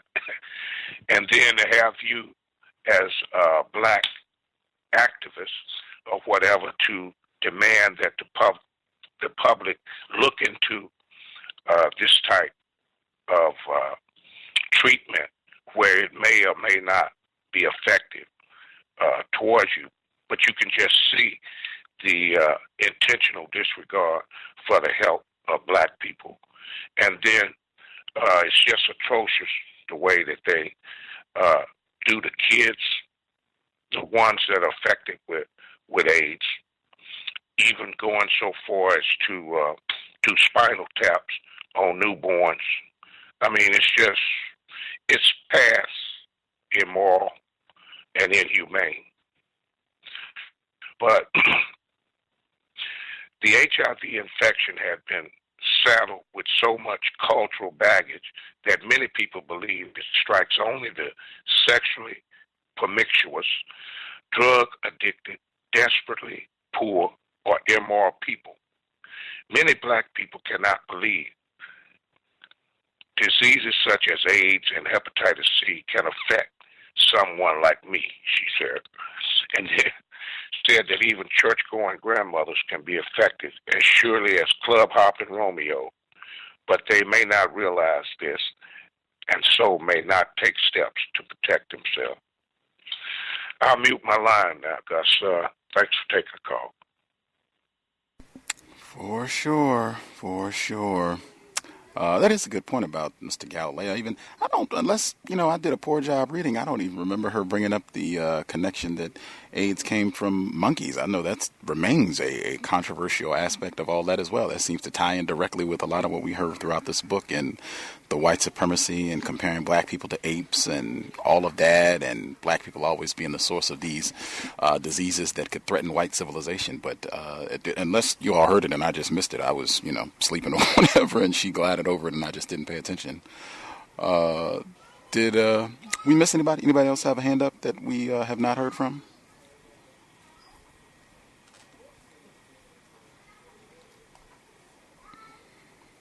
Thought I saw other people. Other people had a hand up that we haven't heard from. Yes, sir. Good evening, Gus. Good evening, all the callers, listeners. Sin from South Florida. Kind of a personal revelation, but I was listening to about HIV and about AIDS, about the spread of it, about the illusion that it was, the medication was help. Sorry about that. The medication, was there to help, and but it already, our communities had already been affected by distrust that no matter what they were putting out, more than likely it was something to hurt, hurt our communities. What I wanted to say was that my significant other has been diagnosed with HIV for maybe 13 or 14 years now. She actually was diagnosed maybe 12 years, but she knows that maybe for about 14 years that she's been positive, and we've been together for a little over about 11 years, and she just recently, not recently, maybe within the last 6 years, she came to grips that she would have to take the medication. She started having different ailments from the different symptoms from the ailment, from the disease, and so she broke down and started getting medication, and the symptoms went away, certain things went away, but she would always say, I should come in with her, and I would always say, I'll come in with you, for anything. She knows that, but as far as taking any medication, I'm just not. I can't see myself doing it. I can't do it because the distrust is so deep seated in my head that everything is a lie. Everything that they tell me that's good, more than likely is bad for me, and vice versa. So, needless to say, I'm HIV negative. I'm non-reactive, and I've been this way since we've been together. And mind you, when we first got together, it was something that she knew, but it was something that she kept from me for a host of reasons, embarrassment, and other things. But she kept it from me. But I always felt in my spirit it was something she wasn't telling me. So she finally came out and told me. We conversed about it, cried about it, everything else about it, decided what we was going to do. She started taking the medication. So maybe about about a year and a half ago, her doctor, her her physician, excuse me, her physician wanted her to, actually she have a significant other. Of course, she does, and asked, that I be brought in. It's just, I forget the name of the program, and I forget the name. I know the medication that they give you through the program. It's called Truvada, and but I forget the name of the program. But what it's supposed to do is the medication that HIV and AIDS patients are on. It provides, so they say, it provides a 90, I think an 85 to 95% chance that the significant other, the one, if they haven't contracted the ailment, AIDS or HIV, that they won't get it, just on the premise of the medication and what it does. And but always, always said that, stay protected, always have protected sex, and the cleaning regimen, just everything that goes along with it. So I don't know, I wasn't being ignorant. I wasn't being, I'm going to do what I want to do. You know what I mean? I wasn't being, if I get it, I get it. I don't. Let me go and live my life and party like it's whatever. You know what I mean? I didn't live that way. I continued to, eat how I've always eaten, almost vegan. I eat with a lot of turmeric. I mostly 2 to 3 times a week. I chop a fresh garlic, clove of garlic, chop it and boil it in some water with some sea salt, and I gargle some, and I gargle it and I drink some of it. And I've been doing that for years. And the lady, I ended up going in with my wife, and I allow her not physician, but the nurse, or whatever you call it, I allow her to take my blood, and she ran all the tests on, my blood, everything was A1, and so she asked me, am I in fear of contracting it? And I told her, no, I have no fears whatsoever. I don't even believe, I started to go into my beliefs and things like that. And she was like, well, regardless of what you believe, you know what I mean, it's probably a good idea that we go ahead and get you on this medication, so you can stay safe, you know what I mean, stay out of the red zone. So she proceeded to go, I guess go and write me up medication and stuff like that, and my spirit just kept screaming at me, don't do it, don't do it, don't do it. So I stopped there and I told her, I said, well, I only came in as come in with my wife to show support, you know what I mean? But as far as taking the medication, as far as signing up for this program, I don't feel it's something that I should do. And she said, she asked me why. And I simply told her, you know what I mean? I don't believe that this will affect me. Like I said, not being naive, it's not like I'm not paying attention to what's been going on in the news and what's been happening with this disease and with both of these ailments for years. You know what I mean? I'm 37. I lived through the whole the end of the 80s and the 90s epidemic. I lived through all that. You know what I mean? I had family members die in front of me, around me. But something, my spirit just kept telling me, don't take it. So as I kind of gauge people as I'm around them, I pay attention to them.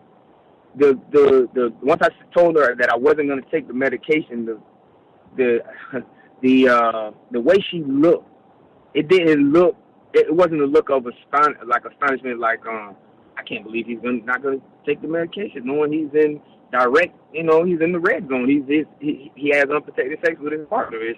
It was a look of, like, wow, does this guy understand how this ailment works? Has he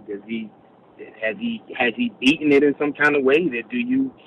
It was like a look of amazement, like, you've been this long HIV free, you've been, nothing's ever happened, you guys always have unprotected sex and all these other things, and wow, I can't, like, she was like amazed. So she tried again, she asked me, was I sure? And I told her, hey, I'm fine. And like I said, that was about a year and a half ago. I continually get tests. I continue, to do what I'm supposed to do, exercise normally and things like that. And I don't have any ailments. So you think you could wind it down in 60 seconds or so? Oh yes, definitely. I just wanted to say that, maybe it's something else in the workings that they know about us and about, our ability to heal from a lot of ailments. And thank you for hearing my comments. I'll mute my line. Definitely appreciate you sharing. Just wanted to make sure we had some other folks I wanted to make sure we got in as well, but definitely appreciate you sharing that. And that medication thing is major. We've had some broadcasts about that as well for people that are, as they say, HIV positive. Is anybody that we missed? Anybody who had a hand up that we have not heard from? Yes, can I be heard? Yes, sir. I just wanted to share an experience that I had yesterday at the oral surgeon. So I went to the oral surgeon. I'm supposed to get an implant. I'm going over the consent form, the procedures, and the risk. And I get somewhere on the third or fourth page, and the assistant, she's rushing me like, "Oh yeah, all you have to do is just put your signature on the last couple pages, initial, and then the doctor will be right in." So I was like, okay, I just want to read over everything. And I get to the last, all the way down to the third page, and I see where it says the bone that they might install would either be cow, pig, and then further down, a few sentences down, it says human or synthetic. So I told her, I was like, well, I'm not going to sign this yet because I don't agree with some of the things that's on here. So I was like, I'd like to talk to the doctor first. And it was like 30 minutes till he came in. He came in, and I told him, I was like, well, I just turned vegan, and I can't have any animal bone put into my jaw. So he was like, well, what do you want, human or synthetic? And I was like, synthetic. He seemed like he was a little upset, and or maybe he just had so much going on. So basically, he rescheduled me, and I have to come back. I'm a little bit nervous, but I got to get it done. So that was my experience from yesterday. Good job reading the form. That also can be a big help if you're going to have some sort of procedure, what have you. Try to do as much research as you can and then read all the documents that they give you. That means going in a little bit early for your appointment or what have you. If you have a consultation or what have you, to read over everything so you can get as much information as possible in making these decisions. That is huge. And I think that's been a big part of the theme of the book as well, in terms of them taking advantage of non-white people, black people specifically, who are poorly informed, who they have poorly educated, who might be illiterate or have some reading comprehension issues, so they can't easily comprehend the forms that are being written, and they just use that to intimidate you. You're just, dumb old ignorant Negro. We got you. Just put your name on the form and be quiet. We'll take care of everything. I think we nabbed everyone. If you had commentary you wanted to get in, you should get your hand up now before we get to the second audio segment.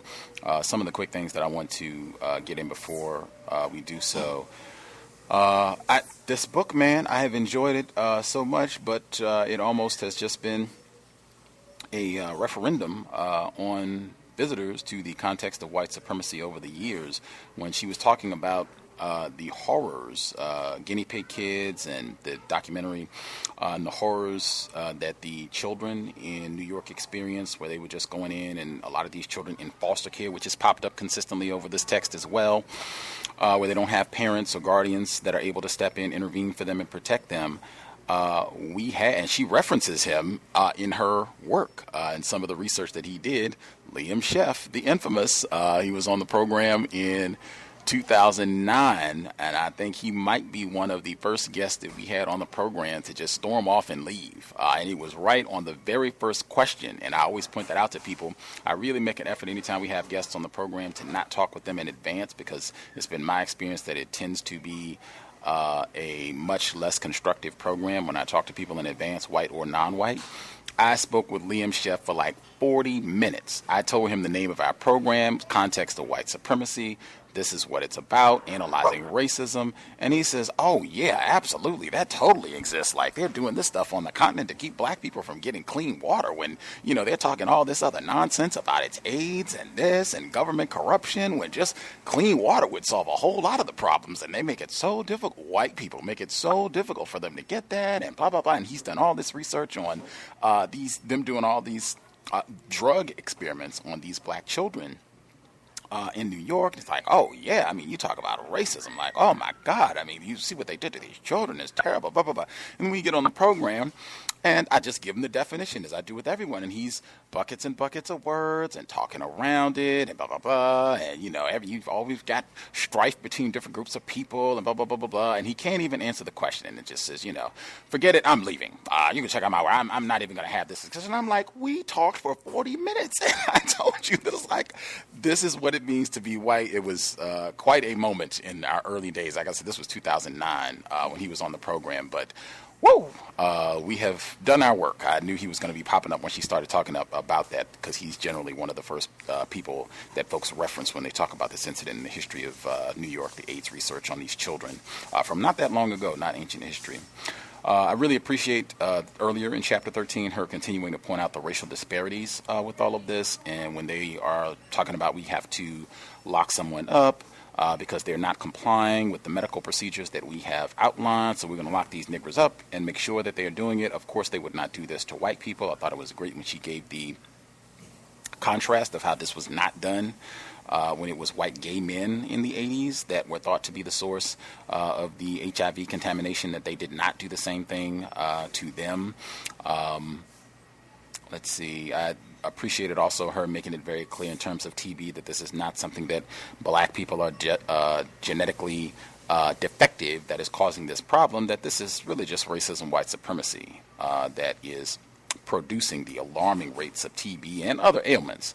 That's what it is when you have people that are not given quality health care, that are not given quality access to shelter, not given quality access to food, and a host of other constructive resources. You're going to have all sorts of manifestations of poor health. That's what racism, white supremacy is designed to produce. This book is, you know, that's the totality of this book.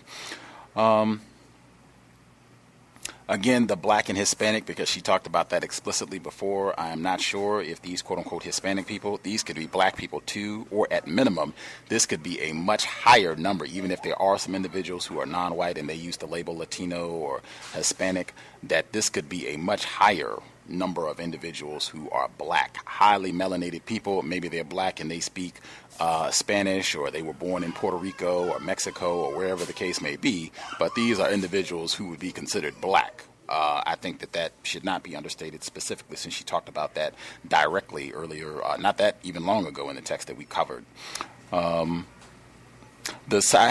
did take issue when she said in Chapter 13 in the 1980s, however, AIDS was first identified in what was then an equally marginalized group, gay white men. That is astronomically incorrect. I don't think there's any way in the world you could compile a book, Medical Apartheid, about the history of medical experimentation on gay white people, males, females, children, whatever the case may be. You can throw anybody in it, gay, lesbian, transgender, whatever else you want to throw in there. There is no way you're going to be able to compile anything close to an equal level of quote-unquote marginalization, mistreatment, comparing what black people have endured in this part of the world, globally if you want, and gay, transgender, lesbian whites. I would even say that's, you know, on the border of gag factor. Again, like I said, with those comparisons, you really got to be cautious. But I felt like as the chapter continued, she just kind of made my point in talking about how they did not do this with gay white men in the 1980s, and even how they bent over backwards to say that, well, we are going to go ahead and continue to privilege confidentiality for these patients and not going around to track down everybody that they've had sex with and that sort of thing, and how you do not see this same pattern, this same procedure in dealing with black people later on when they have whatever ailment may be the case. And certainly you can insert more recent issues with Ebola when they were talking about banning people from the continent, period, because they didn't want any of that scourge coming over here. I even remember they had the news report where they had, I think it was a black female, she was from Rwanda, someplace way far away from where the Ebola outbreak was happening. And they were like, oh my God, get this nigger out of here. Send her packing. Get out of here. Get back over there with, Obama's people in Kenya or wherever you're from. Continuing. Yeah, I thought she made the point, I thought herself in the chapter, that gay white people were not treated in the same way as black people. The innocent, I think you all already touched on that, Mr. Demi4, Raj, you already touched on when they have these innocent victims. I even thought it was suspicious that one of them was actually Ryan White in the name, to just make it clear. White and innocence got to be connected at all times. And the virginity, since so much of this book, that seems to have been a major theme, that black sexual mischievousness is at the root of a lot of these, whether it's HIV/AIDS, whether it's syphilis, whatever it happens to be. It's always because, the niggers just cannot control their genitals, so we got to chop them off or whatever the case. But this white woman, she was the total opposite of white purity and virginity. Yeah, you all already touched on them not talking about these black females who might have created an antibody or whatever the case may be, that they got no attention at all. I was reminded when she said AIDS became a black disease. I didn't do a sound clip just because I wanted to try to cover as much material as possible, because we are closing in on the end of the book. I think we have a chapter left or what have you. But Mr. Fuller, he was on the program when I was trying to get people from the Black AIDS Institute, because I am not aware of them having a white AIDS Institute or an Asian AIDS Institute or a Jewish AIDS Institute or a gay AIDS Institute. I'm not aware of that at all. And he said that to him is standard operating procedure for white supremacy and just associating this disease with black people. He even did a lecture, Mr. Fuller, about 30 years ago, where he said that that's the way it is in the media, the way it registers on the brain, just AIDS, black, AIDS, black, black, AIDS, black, AIDS, AIDS, black, sex, AIDS, AIDS, so that you just connect that. It's all together in your brain, because that's always the way that you see it. And even I think some of the billboards people had sent in over the years that they were showing in the D.C. area, and I think some people said they saw them in California as well, where it would always have a black person, always someone with a lot of melanin, and they had a shirt on and it said, "I'm HIV positive and God loves me." Like, what is that? I have no idea. We talked about that in the past before. Let's see. Yeah, I can only emphasize that Dr. Francis Cresswell's, again, you play around with sex, the joke is going to be on the offspring. I think that has been in the kind of second portion of the book, that has been a major theme, continuing these dastardly medical acts on black children who do not have guardians, adults who are there to protect and look out for their best interest. And this time, a total disregard. I think even last week I think we went over the section where it was a black child, and they said, "Oh, no, this child is 15. They're an adult, basically. This is as grown as this nigger's going to get. They're an adult. We're not even going to treat them as a child, and they don't need a guardian to consent. This child is 15. They can consent for themselves." This total disregard for seeing black children as children. It's just not there. You are a nigger to be abused, terrorized. That's what you're here for. Let's see. Yeah, that was amazing. I have worked in foster care before, when the foster parent who had a medical background, where she said that she didn't want to consent to her child being tested because she felt that her foster child behaved better and was doing better health-wise when they were not on the medication, and the foster was like, "Don't worry about it. You don't have to sign it. You're not in charge anyway. We'll sign it and we'll do it." And I mean, some of this stuff is gruesome. If you look at the work that Liam Sheff did, his performance on our program aside, the work that he did in the documentary Guinea Pig Kids and all that, I mean, it is gruesome, like them going into the stomachs of these black children to force them to take their medication. I mean, and this is not ancient. I can only emphasize this is not ancient history. Again, the importance of talking to your children about racism, white supremacy, because there is no sanctuary. You're not safe regardless of your age. And again, this is not ancient history. This is not stuff that happened 50 years ago, not even 30 years ago. This is real recent. Let's see. Whoa, yeah, that was a major sentence. He says, Dr. Painter seems to validate Hoyger's account when she describes the ICC policy towards compliance with the investigational drugs. What we're asking of our families and parents in terms of adherence is something beyond 100%. All of their medicines, all the time, whether they have them on hand or not, whether the medication makes them sick or whether they're sick with a concurrent illness. Wow. Let's see, last things I'll get in before...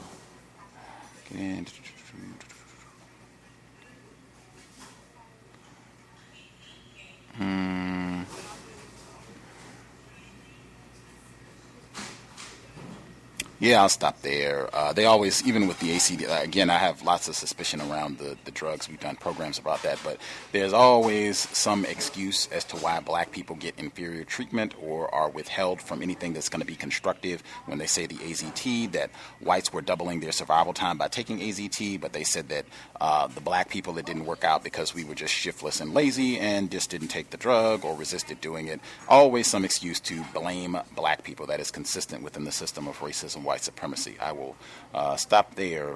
The person that dialed in 3637, did you have commentary you wanted to add before we get to the second audio segment?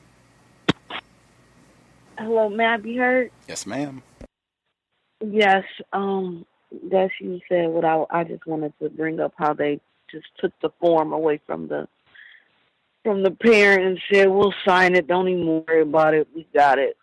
It's just, at this point, it ain't much I can say about this book, but it's just making me nauseous and making me want to, like I heard you say last week, do something in medicine, really. We really need to think about that. I mean, I know it's not an easy field, but we need to think about it because this is horrible, horrible. And that's all I wanted to say. Understatement. Absolutely. Definitely need those black doctors, black nurses, black healthcare practitioners. Did anybody hear that? Because I did think that would have slipped right in terms of connecting AIDS with the theory that it came from monkeys in Africa and all of that. I thought that it seemed like it would have been in line with what we've been talking about. Did I miss that? Was I just asleep at the wheel and she said it and I missed it? Or did you all not hear it either? Did not hear it at all. And I remember seeing a documentary about that on PBS where they said that they traced AIDS back to the middle of the Congo and that it had something to do with the indigenous diminutive blacks and them hunting monkeys and some specific species of monkey. I forget the species it was where they actually contracted it. And this is what they claimed as far as them tracing it back all the way. And they had all of these old slides of different blood samples from different ethnic groups in Africa in that forest region in the Congo. And they actually claim that they traced it back to what they call, I guess, Agent Zero, which is the original monkey that displayed the genetic characteristics of HIV is what they claimed in this documentary. And I believe it was either earlier this year or late last year the documentary came out on PBS.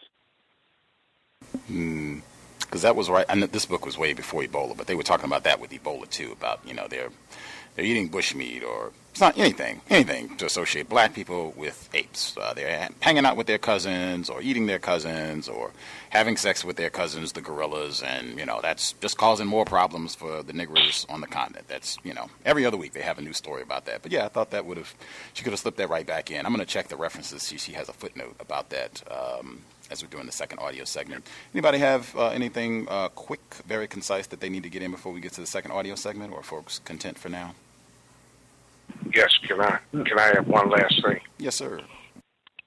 Okay, on page 341, the protease inhibitors are very expensive, about $14,000 a year, and the majority of people who won't get them are drug users, especially in the black and Latino population.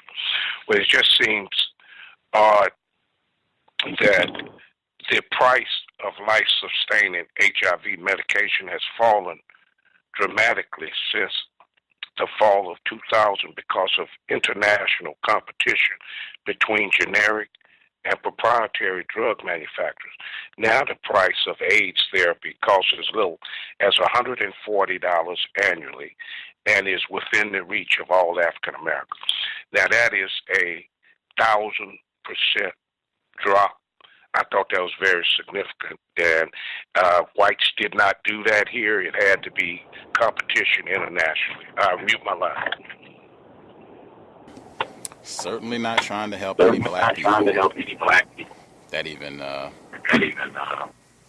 is in line, I think, with what she was saying about how you have a lot of focus on black people suffering with what they call HIV/AIDS on the continent, but not here as much. Although this book was published almost a decade ago, that might have changed. Like I said, those billboards are up. I do feel like it that might have changed to some degree since the time this book was published. Might be interested to hear her updated thought on how that is represented in this part of the world specifically.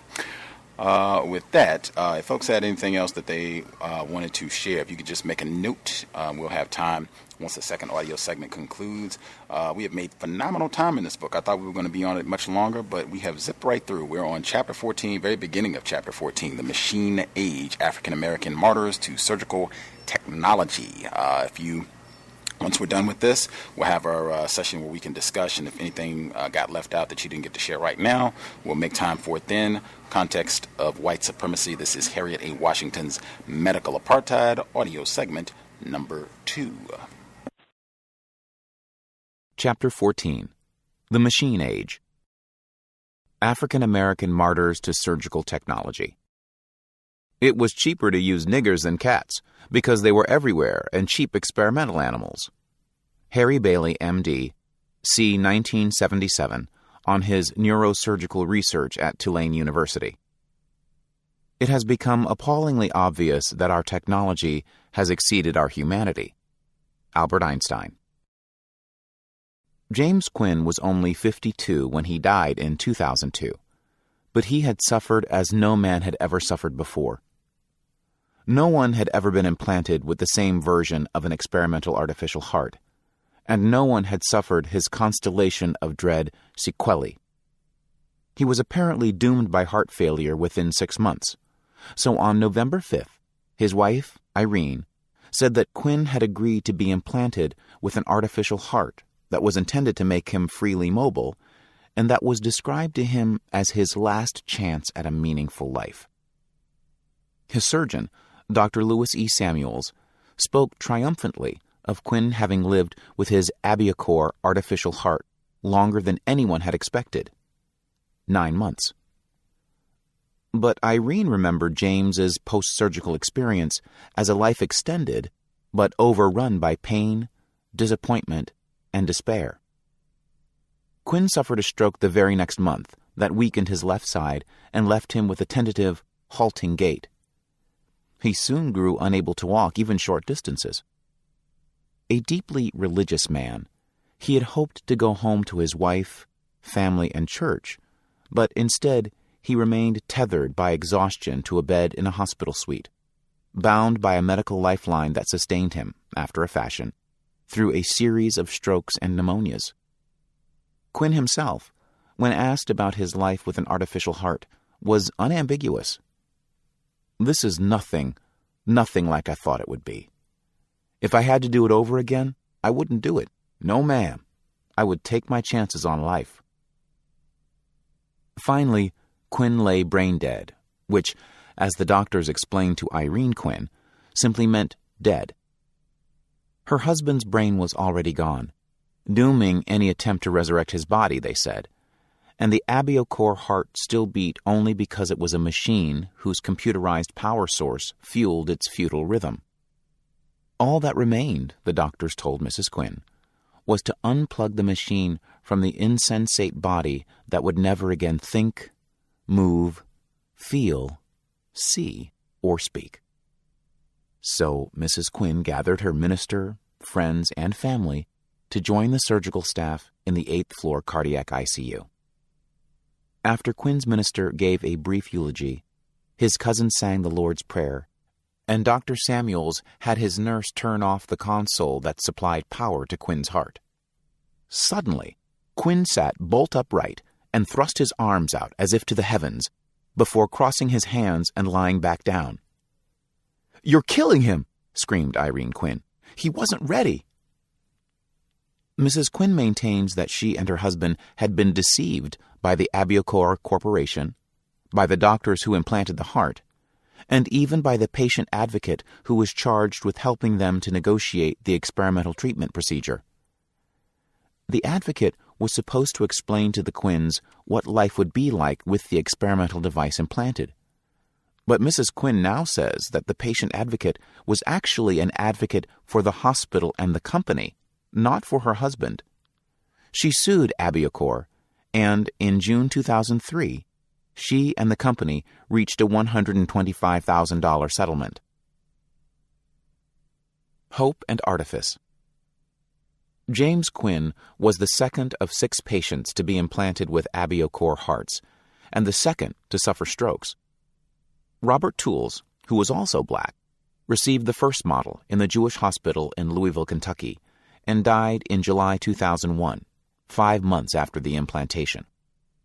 The medical coverage of Tools' implantation stressed his role as a pioneer because he was the first to receive an artificial heart that was fully self-contained and implantable. The AbioCor device, like the heart, is a softball-size pump that, like the heart, resides fully within the chest, without any protruding tubes or wires. But the AbioCor is a machine, powered by batteries, and an experimental one at that. Although the coverage of Tools' new heart was almost universally positive, many African American news media took a divergent stance, asking whether Tools had been selected for an exceedingly risky and untried surgery because he was black, and by implication, expendable. However, no media outlets asked another important question. Should self-contained artificial hearts become FDA approved and go on the market with a hefty price tag? Will African Americans be able to afford them? Or will they be shut out of the technology that they helped to perfect? The same question can be asked of other bionic technologies being devised to replace diseased or damaged eyes, ears, and limbs. Geography, tradition, and culture intersect to make blacks likely research subjects for new technologies. But race and economics tend to place them outside the marketplace for these same technologies when they are perfected. This is a consistent pattern with novel surgical technologies. Marion Sims's vesicovaginal fistula research subjects were black slaves, and today groups of poor black women are least likely to benefit from the surgery. Today's highly visible role of blacks in testing heart transplantation technology parallels a deluge of medical journal articles documenting how blacks are less likely than whites to receive high-tech cardiac interventions once they are perfected and become the standard of care. The media coverage has also failed to question the significance of 2 successive trials with black patients. When Quinn's heart was implanted, media outlets treated his story separately from the experience of Robert Tools, thus ignoring its significance as part of a pattern. At this point, African Americans, who make up 12.3% of the population, constituted 33% of the implantees, almost 3 times their representation in the population. It is interesting that the incipient pattern was all but ignored in the United States, because other countries plagued by black-white racial tensions, such as South Africa under apartheid, have faced the same questions. Pioneering surgeons there are well aware of the suspicions raised by such use of black subjects. For example, the first potential donor for the world's first heart transplant, chosen by South African surgical pioneer Christian Barnard, was a black man. But Barnard's colleagues warned him that if the experiment went awry, he would go down in history as an African Mengele, so he waited for the heart of a white subject. AbioCor's experimental protocol permits it to recruit its subjects from patients with end-stage heart failure, whose chance of dying within 30 days is at least 70%. The company is supposed to approach only those people who have no other treatment options. By June 2005, all 14 patients implanted with the heart had died, 2 immediately following surgery. The AbioCor heart failed in 2 cases. 12 patients survived for 2 to 17 months, but even for those who lived past a few months, doubts reigned about the quality of their extended lives. Yet, Abiomed asked the FDA's permission to sell the heart as a humanitarian device exemption, under a program that allows the sale of devices to patients who have no other options. When the FDA advisory panel denied this request, its chief, Julie Swain, questioned whether the AbioCor was actually prolonging life, not prolonging death. Proponents see it as the subject's chance, however slim, for a longer life, and as a necessary step toward a device that may one day save millions from heart failure, which kills African Americans at the same rate as whites. Critics point to the dismal post-surgical record of crippling strokes and pneumonia, and the poor quality of life inflicted upon its subjects. Finally, there is the fact that some, like the Quinns, were obviously expecting a very different post-surgical experience. Such expectations are an unaddressed feature of experimental remedies that, like the AbioCor artificial heart, are offered to desperate patients with only months to live. Patients may find any chance at life irresistible and may not hear caveats about the limitations of the therapies, even if they are offered. But are such warnings offered in a fair and intelligible manner? AbioCor's consent form warned the Quinns that death and disability are possible outcomes. But so do consent forms for gallbladder removal, nose jobs, and many other procedures that are considered relatively safe and routine. Other elements of AbioCor's consent form could be read as encouraging the hopes that the Quinns entertained. The informed consent process consists of much more than obtaining a patient's signature on a piece of paper. Informed consent is an ongoing process of patient notification and education. The investigator must explain the process in exhaustive detail to the patient, must divulge any financial or other interests that she has in the experiment, and must answer all the subject's questions. The scientist must also make sure the subject knows all the known risks and must inform the subject of new risks as such emerge or become known. The researchers must also tell the subject that he can quit the experiment at any time. But such a guarantee is meaningless in an all-or-nothing experimental venture such as the AbioCor tests. Quitting the experiment means dying. Several studies have revealed that certain flaws tend to characterize consent forms. The forms use technical language and scientific jargon, which makes patients further dependent upon an interpretation by the investigators conducting the study. The forms tend to exaggerate benefits and to underplay risks, presenting an overly optimistic view regarding quality of life during and after the experiment. Such understatement is typical of how the medical jargon helps to distort the portrayal of the likely quality of life. For example, the use of such words as discomfort and fatigue may mask the potential for severe pain and crippling exhaustion.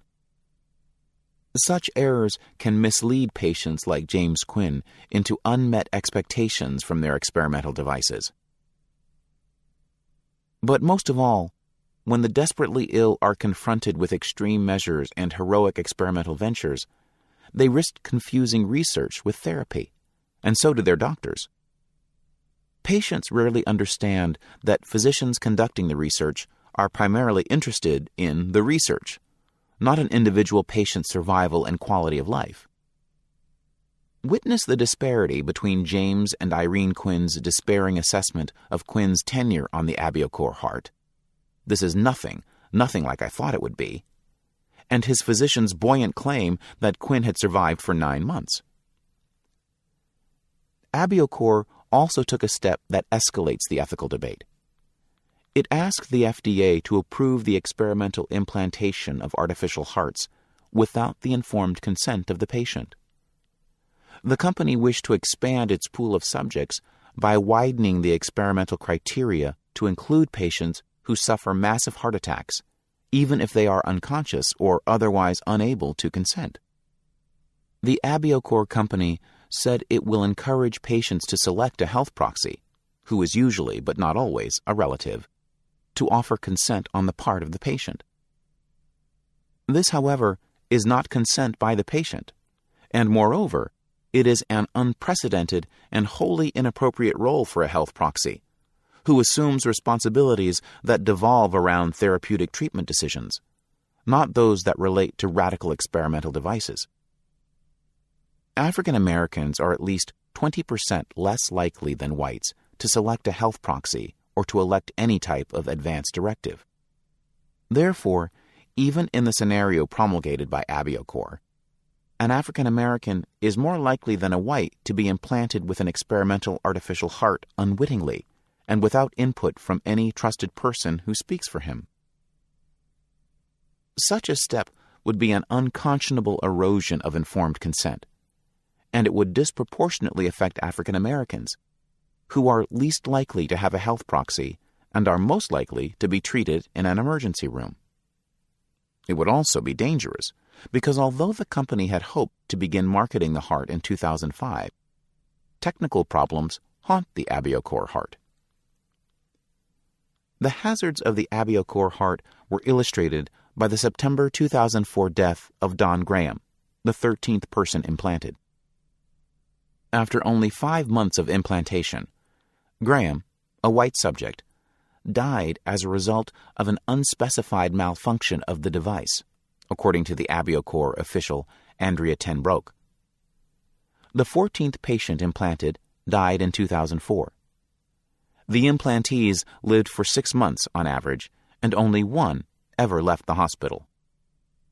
An FDA committee ruled against the heart's approval in 2004. Involuntary infusion. ABIOCOR's request to conscript unconscious patients in extremis as experimental subjects is not unprecedented. At least 20 U.S. emergency rooms have been using another new experimental technology, artificial blood, for years without patient consent. Detroit hospitals have been quietly experimenting with a commercial blood substitute called polyheme, which is derived from human blood. To test this substance, emergency medical technicians and participating hospitals infuse it at random into severely injured, mostly unconscious ER patients who cannot give consent. Patients who require a blood infusion alternatively receive polyheme and blood during their first 12 hours in the ER. A similar blood substitute called HemoPure, consisting of purified hemoglobin derived from cow's blood, was first tested on moribund emergency room patients, but in South Africa. HemoPure's manufacturers say it is screened for the mad cow prion that causes bovine spongiform encephalopathy, BSE, and Creutzfeldt-Jakob disease, CJD, in humans. But there are concerns about other emerging diseases. Nevertheless, it was approved for South Africa use in 2001 and is used principally in hospital emergency departments that serve Black Township patients. A safe blood substitute is devoutly to be wished because it would enable transfusions without the need to match types, and it would allow patients to avoid the risk of illnesses such as HIV, HCV, and other blood-borne pathogens.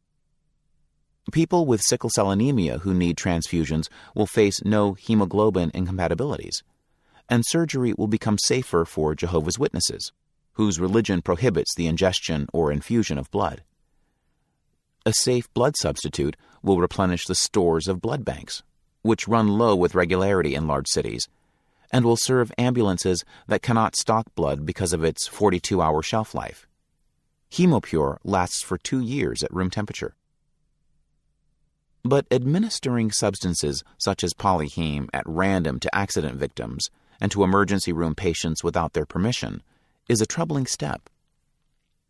First, if polyheme, like the earlier substitute, proves injurious or fatal to some, this result will be unnecessary because human blood would have treated them without experimental risk. Any injury will have been compounded by the failure to have sought the patient's permission. Also, the random administration serves the experiment's needs for randomization, but does not constitute good medical care, which should be predicated upon the individual patient's needs. Such emergency room research is likely to be conducted with blacks, not whites. In the 1980s, Department of Health and Human Services data confirmed that Black Americans are more likely than other Americans to use emergency departments for their medical care. And both a 2001 study in the Yale Journal of Health Policy, Law, and Ethics and a September 2002 study in Academic Emergency Medicine confirm that this trend continues. Early test results revealed that subjects who received polyheme instead of blood suffered more adverse effects, such as shock, respiratory failure, and pneumonia, and a 49% higher death rate. Despite this deeply troubling finding, in May 2007, the federal government launched much more of the same, a $50 million, 5-year, 11-site project to be managed by the Resuscitation Outcomes Consortium. It will subject approximately 21,000 patients to medical experiments without first asking their permission. The FDA has approved at least 15 such non-consensual research projects since 1996, when it began to allow researchers to dispense with asking patient consent for experimental treatment in life or death scenarios. This disproportionate use of black bodies to perfect cutting-edge medical technology is hardly novel. Even medieval medical lore entertained the belief that black bodies were suitable for use in experimental treatments. For example, a medieval engraving by 15th century artist Girolamo de Cremona, entitled Saints Cosmas and Damian Transplanting a Leg, shows the transplantation of a black leg onto a white body. The story focuses upon the miracle of a saint made whole by the amputation of an infected leg and its replacement by another. But some who view it will focus instead upon the black grafted leg, wondering about its provenance. Did it come from a truly dead body? In the background of the painting, which still hangs in the Museum of the Church of San Marco in Florence, the artist is painting a black man with one leg entombed in a casket. 500 years later, in 1935, University of Pennsylvania School of Medicine gastroenterologist William Osler Abbott was developing a way to rapidly intubate the human intestine by inserting a tube from mouth to rectum that would enable doctors to treat intestinal disorders more efficiently. Testing the device entailed getting men to swallow 12 feet of rubber tubing, then submit to radiation scans to track the intubation. Jobless white men turned their noses up at the disgusting work and paltry pay. But through his black janitor, Harry, Abbott found poor black men who would submit for 50 cents an hour, possibly because he failed to explain how dangerous the repeated radiation exposures were. Abbott consistently referred to his subject pool as my animals, as when he cackled during a postprandial speech to Philadelphia's Sharaka Club, a group of physicians with an interest in literature. I'm sure my animals had a larger intake of corn liquor, pork chops, and chewing tobacco than the white rats in the medical school, but at least they were human. Abbott went on to describe how, once, a fluoroscopy revealed a bullet lodged in a subject's muscle, leading the doctor to muse, "Such events led me to wish at times that I could keep my animals in metabolism cages. Those boys may have been short on morals, but they were long on gut." At least Abbott's despised subjects were consenting, if not informed. Researchers have also tested cutting-edge technologies without the permission and sometimes without the knowledge of the subject. For example, in his memoir, As I Remember Him, The Story of R.S., Harvard microbiologist Hans Zinsner recalls that when he needed specimens of live lice for his research on typhus, he approached a Boston policeman, who obligingly arrested the old coon that sells pencils down near the South Station, forcibly taking the vendor to the station house. There, Zinsner retrieved his lice at leisure. Despite the man's protests that, "I'm an American citizen and I got my rights. I don't know what you all talking about the cause of science," the police threatened him with jail if he did not permit Zinsner to harvest his lice for medical research. The use of engineered human cells for medical treatment is another example of medical technology devised through research on blacks, but from which they benefit less often than whites. In 1951, the science of cell line culture was founded with usually long-lived cervical cells from Black Baltimore housewife and cancer patient Henrietta Lacks. Her cells were conventionally named Gila, after the two initial letters of her first and last names. Without the knowledge or consent of Lacks or her family, George Gay, M.D. of Johns Hopkins Hospital harvested her cells and used them to transform medicine. Vaccines could now be tested and lengthy experiments completed that would have been unthinkable a few months earlier. One advance was immediate and dramatic. The Salk polio vaccine was tested and perfected with HeLa cells produced by Tuskegee Institute Laboratories in 1952, only a year after Henrietta Lacks died.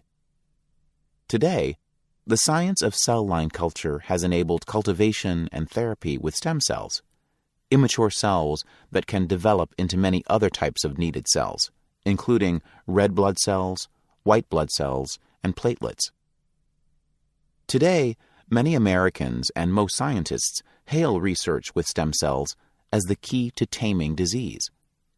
The only identified group to oppose stem cell research are African Americans, 44% of whom are opposed to their use.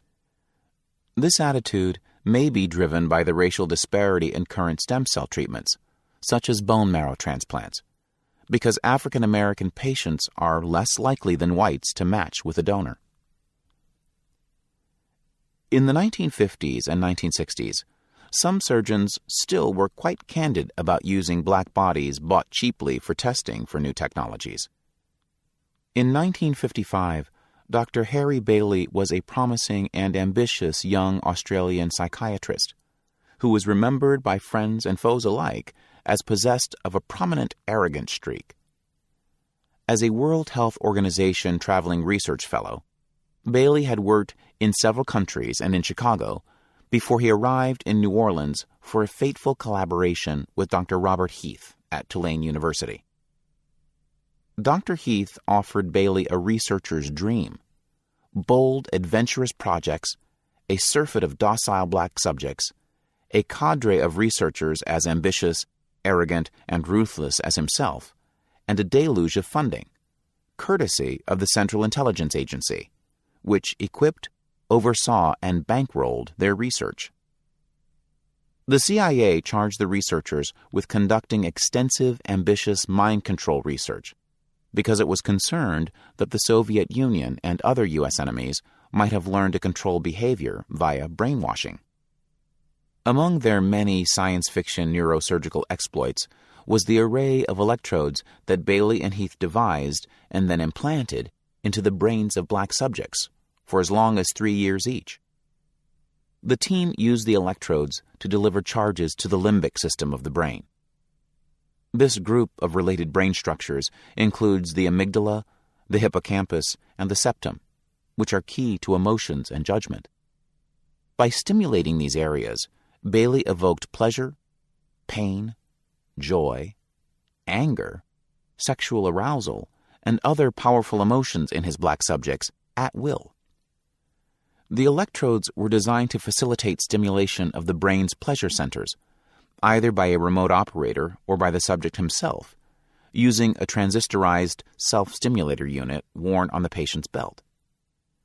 Bailey did some of these experiments on black prisoners in New Orleans, Louisiana State Penitentiary, but made no mention of how he gained access to other hospitalized patients for such experiments, or whether any sort of consent had been sought. Neither he nor Heath ever mentioned what they told the patients. But Bailey reminisced about his methods at Tulane when speaking to a group of nurses in Chelmsford, back in his native Australia 20 years later. Well now, this goes back to America. When I was working in America in New Orleans, there was experimental work being done there on cats, where they found that if you put electrodes down on the anterior part of the brain, in the septal region between the two hemispheres and down, right deep down, sort of here, put electrodes in here, that you struck a inaudible, which had something to do with screwing and orgasm and pleasure and satisfaction. And if they put a wire in this and took it out and put it onto a push button, the cat would very quickly know that if it pressed the button, it got a little chop, and this was sort of a little orgasm, And so the cat would go pop again and get the taste of it, and the cat would go pop, pop, pop, pop. Here was something important. What did you make of it? So in New Orleans, where it was cheaper to use niggers than cats because they were everywhere and cheap experimental animals, there wasn't much working there. The people we have been picking for the operation had really been at the bottom of the can. Nothing is going to help them. Shoot them is the only thing. So they started to use them, Negroes, patients in hospitals. And so the same area, little box, was put on their paws with a button.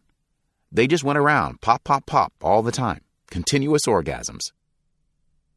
Bailey also tested LSD and the drug bulbocapnine, which can cause catatonia and stupor, on African American prisoners at the Louisiana State Penitentiary.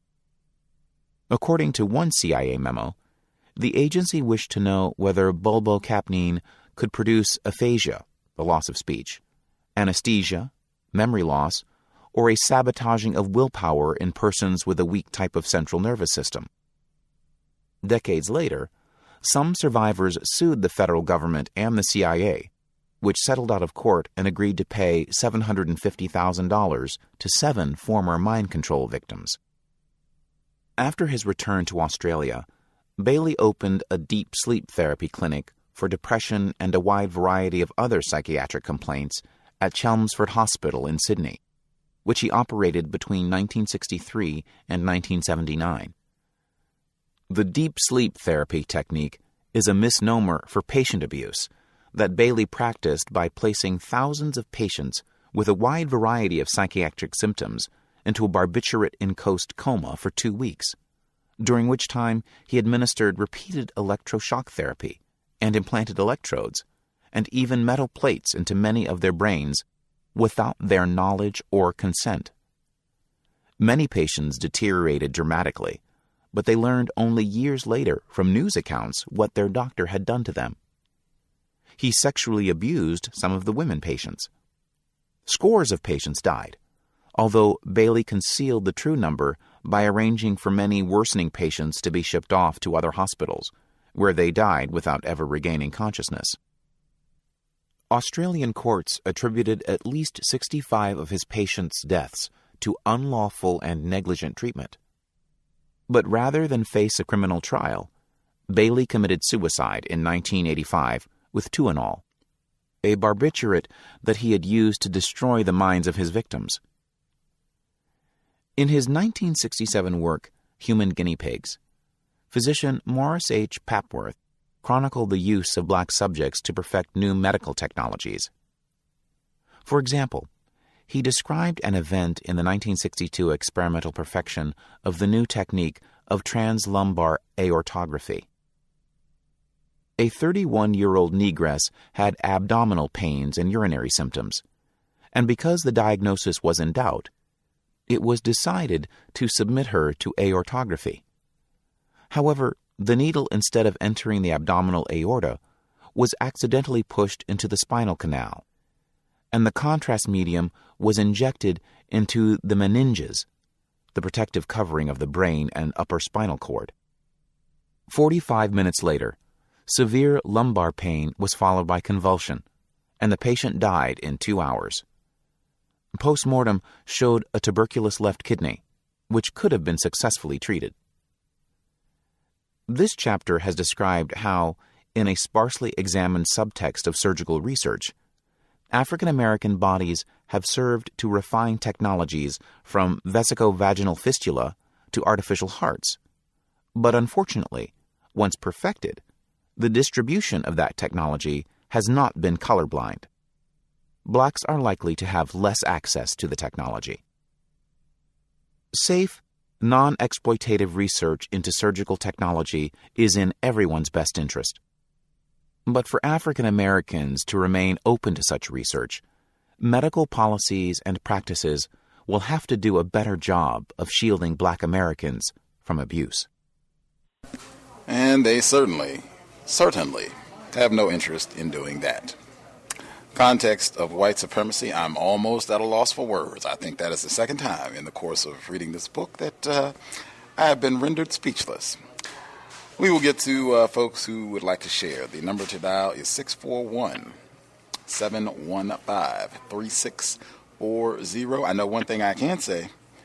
Anytime from this point forward that anybody comes and says, hey, this is not terrorism, this is just white privilege, you should think of this book. What you just heard. Is that white privilege? Number again, 641-715-3640. The code is 564-943#. Press star 6 if you would like to participate. I don't want to hear any more. It's been difficult reading because this is just white privilege, This is a little whiteness that we've been reading about for the past few weeks. I guess that's just what all this amounts to, whiteness and white privilege. Folks who dialed in who have a hand up, if you would like to share, if we have not heard from you, like you didn't share anything the first time that we discussed today, you should go ahead and call, get your hand up now. Let's not meander and wait till the last minute and then decide that you would like to say something. Go ahead and get your hand up right now if you know you would like to share. Everyone who dialed in with a hand up should be with us. Feel free to participate. Have you heard? Yes, sir. Yes, sir. Yes, this book is truly a great book. Very informative, laced with information, and I've been talking about it ever since we started reading it to everyone. I think people probably wishing I shut up, but I have a whole lot to talk about now. This synthetic heart, man, if you think about it, just looking long term as white supremacists do. This is getting into their big future plans, their huge economic venture that will change the world when it really comes out and they perfect it, called transhumanism. Putting computerized devices, bionic, type arms and legs. I mean, that's the future. And, these black men who are, given this, they'll never benefit to be recognized for being, the first guinea pigs of some of this technology that I'm sure by the time you see white people getting it, it will be completely perfected. And the fact they only gave that black man, his wife, $125,000 for his death, it shows the lack of value of black people. I guess the going rate these days is like $5-6 million they give you when they shoot your kid in the street. So it's going up a little, but it still doesn't compare to the value of a human life. The synthetic blood, the polyheme, I think it's called, used in the U.S., it has like a 40% failure rate.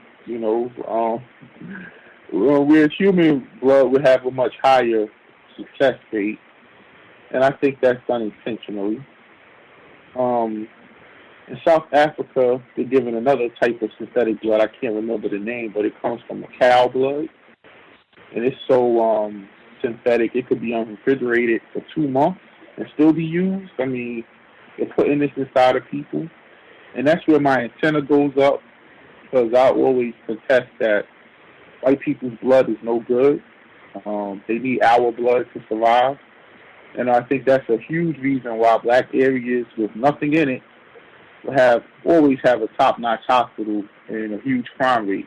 Full of people coming in there with crimes where they need to take their blood and probably exchange it for this polyheme or something.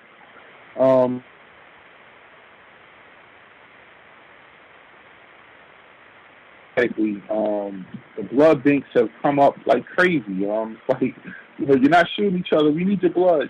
They're paying people for blood. They're putting this in the newspaper sometimes. In the section where the jobs are. Hey, $50, give us X amount of blood or whatever.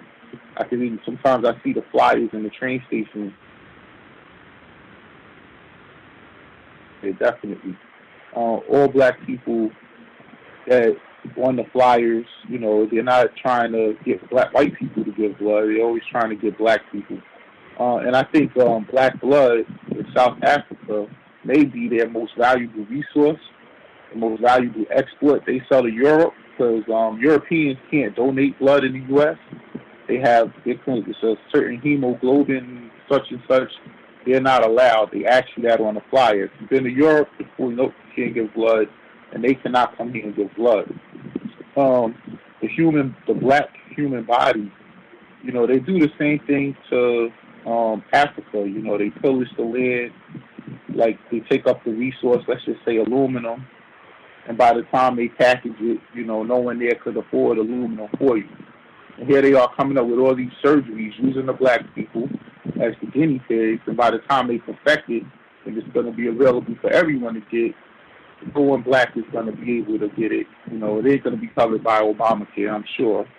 And that's how they're definitely getting it. And the last thing I wanted to add in is, you know, a lot of the times when we're talking about the HIV, and this book also did a lot of talking about people with drug addictions as well. And you know, I think that we really need to look at those two things in particular, the HIV and AIDS in the black community at the same time as the crack, as biological warfare with the HIV and AIDS and chemical warfare with the crack, because they definitely knew what they were doing, and we were definitely targeted. And reading this book is just pointing out like how deep the research they did in us went, you know, and how much we've been used. I mean, anything that they give us, they know exactly how it's going to affect us long term, 20 years from now. And I'll mute my line. For sure. Not ignorant. Other folks that we have not heard from, if you had commentary you wanted to share, feel free. Can I be heard? Yes, sir. Yes, I wanted to, great salient points, Thomas in New York. I wanted to kind of touch on some of what he discussed regarding polyheme and the BSC, not BSC, the other hemoglobin derivative that was derived from cow's blood. In one section of the paragraph, it says, to test this substance, this is in regards to polyheme, emergency medical technicians and participating hospitals infuse it at random into severely injured, mostly unconscious ER patients who cannot give consent. And then for the cow's blood-derived hemoglobin that's used in South Africa, it says, nevertheless, it was approved for South African use in 2001 and is used principally in hospital emergency departments that serve black township patients. So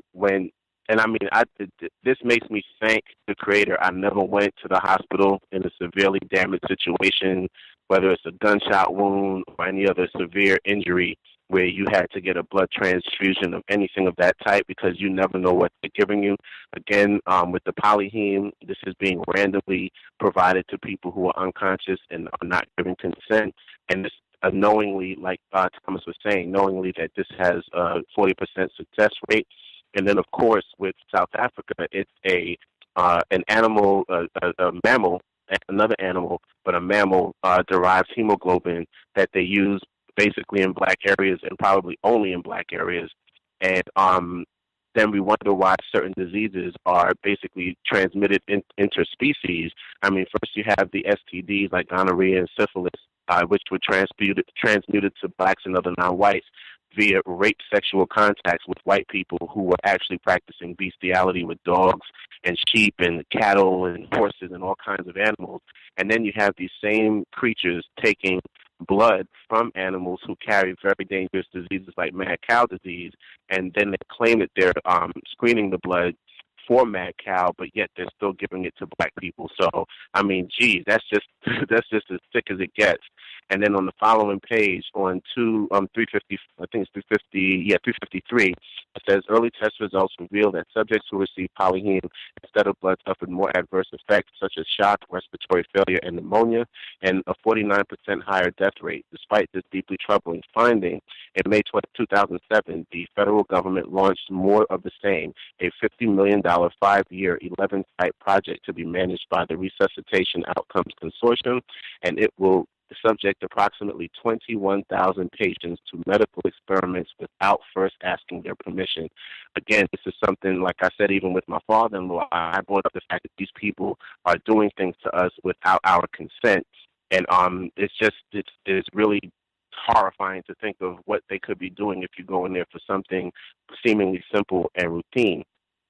On page 354, there's a section of a paragraph there that says, "Jobless white men turn their noses up at the disgusting work and paltry pay, but thought his black janitor, Harry Abbott, found poor black men who would submit for 50 cents an hour, possibly because he failed to explain how dangerous the repeated radiation exposures were.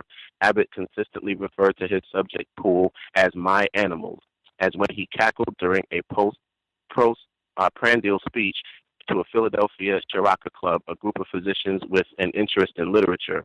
I'm sure my animals had a larger intake of corn liquor, pork chops, and chewing tobacco than the white rats in the medical school, but at least they were human." This is what white people think of us to this very day. They see us as their animals, their niggas, and I mean, it's evident just in the daily things you come across on the news, but this kind of brings it home as far as medical experimentation. And even closer to that, to even echo that, there was a brief area on 357 that says, "So in New Orleans," this is, I believe, by Bailey, this Bailey character. "So in New Orleans, where it was cheaper to use niggas and cats because they were everywhere and cheap experimental animals, there wasn't much working there. The people we have been picking for this operation has sick really been at the bottom of the can. Nothing is going to help them. Shoot them is the only thing. So they started to use them. Negroes, patients in hospitals, and so the same area little box was put on their paws with a button, and they just went around pop, pop, pop all the time, continuous orgasms. This is what they think of us. First, they tried the experimentation on cats, and when they discovered the area of the brain that controlled the pleasure center, of course, they found that mammals tend to be similar as far as the certain aspects of the brain development. So they found the same thing in humans, these black people, and basically facilitated ruining their minds by putting these electrodes on their brain and then allowing them access to sexual pleasure. And I'm sure when you have your skull split open and electrodes in your brain, and you're probably suffering just from the pain of having your brain exposed, the only other thing you would seek is some sort of pleasure to alleviate the pain that you're suffering through. Just sick. And the last thing I wanted to talk about was there's a brief section beneath that says Bailey also tested LSD and the drug bubocaprine, which can cause catatonia and stupor on African-American prisoners at Louisiana State Penitentiary. According to one CIA memo, the agency wished to know whether bubocaprine would produce aphasia or loss of speech, anesthesia, memory loss, or sabotaging of willpower in persons with a weak type of central nervous system. Decades later, some survivors sued the federal government and the CIA, which settled out of court and agreed to pay $750,000 to 7 former mind control victims. This, again, is the testing of the zombification of black people utilizing drugs, and especially to sabotage willpower, to create a form of anesthesia, and the loss of speech. So in other words, keep you stupid and quiet, basically catatonia, like they say. And this is like The Walking Dead. Like, this is crazy, like the type of stuff that they're into. And lastly, I just wanted to say I just saw the 4th installment of Hidden Colors, The Religion of White Supremacy. I suggest every black person who was within earshot get to look at this. They talk about not medical apartheid itself, but germ warfare and medical experimentation, and the information throughout that entire documentary is mind-blowing. I was so saddened that Dr. Wilson did not live long enough to partake, because it was so up her alley. It was stuff that she would have probably dropped all kind of nuclear explosions on the psyche if she had the opportunity to live long enough to contribute to. And I would just say, please get your hands on it, look at it. It is incredible. Thank you for taking my call. Let's see, the caller at 5592. Did you have commentary? Yes. Can you hear me? Yes, ma'am. Hello, dear. I have 3 comments I would like to share.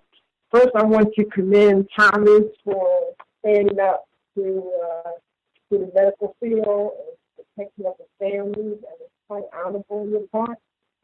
And I also want to make reference to the HIV and the gay plague that they talked about in the book. I taught human sexuality a couple semesters ago at the university where I work, and I had some information on that may be useful to most of us. And what it's saying about HIV is saying that HIV and AIDS were not recognized until the early 1980s when the infection first appeared in the United States. They have been present in humans since the 1900s and perhaps earlier. Recent discovery suggested the virus probably caused from chimpanzees and other non-human primates infected with this is pronounced Simian, Simian, infected with the Simian form of HIV called SIV to humans between 1894 and 1924 and began to spread as cities developed in an area of Africa, now in Tunisia, I think that is in Congo. Now, they say also SIV is harmless to non-human primate populations. In humans, it converts to HIV, which leads to the weakening and destruction of the immune system and eventually to AIDS. The cause of this animal to human crossover is thought to relate to human practices in some part of Africa of hunting and butchering primates, leading to exchange of blood products from simians to humans and to transfer of the virus. And let me just go in here now. This says the awareness of HIV and AIDS in the United States dates back to the early 1980s. On June 6, 1981, the Centers for Disease Control released their first report that a few cases of rare form of this pneumonia, or what we call PCP, has been diagnosed among gay men in New York, Los Angeles, and San Francisco. And soon other mysterious diseases, including rare forms of skin disease, skin cancer, et cetera, et cetera. Let me just jump to this next page here. It says in the early years after the discovery of AIDS in the United States, the illness and deaths were occurring primarily within the gay male community. On the street and among the population in general, the disease was regarded as a, quote, gay plague, adding fuel to the already hot fire of the prejudice and discrimination against non-heterosexual individuals. However, even to the professional health community, AIDS did indeed appear at first to be limited to gay men. Consequently, the first official medical destination for AIDS was GRID, G-R-I-D. That's the acronym for gay-related immune deficiency. Soon, however, AIDS was discovered in populations beyond gay males, including women and consuming drug users, a large group of people in other countries, especially at that time. We're talking about Haiti and Africa. Consequently, in 1982, Centers for Disease Control simply changed the name of the disease to acquired immune deficiency syndrome, or AIDS. So that's the story on the AIDS situation for our chimp. Apparently that is true. And also just the gay plague among white men is where here in the United States they discovered HIV. And I'm just going to add one more comment that I said it was a word that I couldn't think of to describe these up and in the devil. I want to be more rational. And the word is sadistic. That's what I was looking for. They are very sadist people, white people. And it says a sadistic personality disorder is characterized by a pattern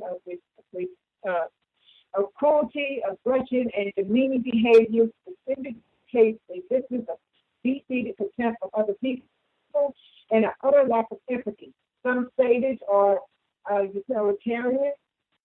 They leverage their explosive violence to establish a position of unchallenged dominance in a relationship. Unlike psychopaths, they rarely use physical force in the commission of crimes. Rather, their aggressiveness is embedded in interpersonal context and is expressed in social settings such as the family and workplace. Then it goes on to say that the sadists like to inflict pain because they find suffering both psychological amusing. They torture animals and people because to them the sights and sounds of creatures living in agony are hilarious and pleasurable. Sadists go to great lengths to hurt others.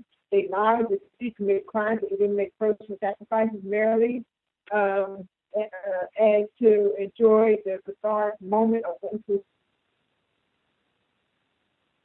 someone else's misery. It says this is audience itself. The circumstances they describe to humiliate them, they make them feel power plays are important to them. They don't likely treat people they could trust to their care harshly. It's subordinate a child with student, a prison, a patient, or a spouse are all like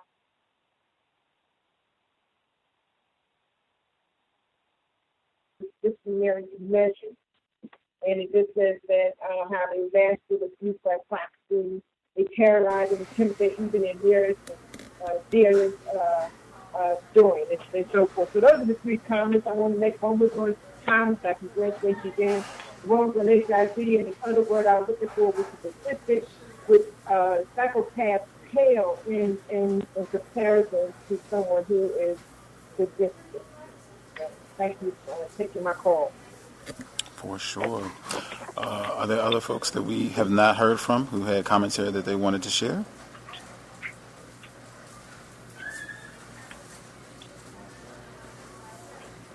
Anybody that we haven't heard from who had commentary, or folks satisfied?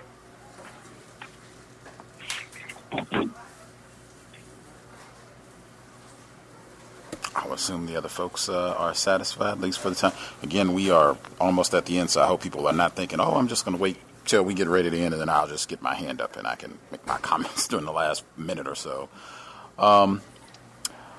Things that stood out, quick notes that I wanted to make sure I got in. The importance of black journalists when she was talking about the heart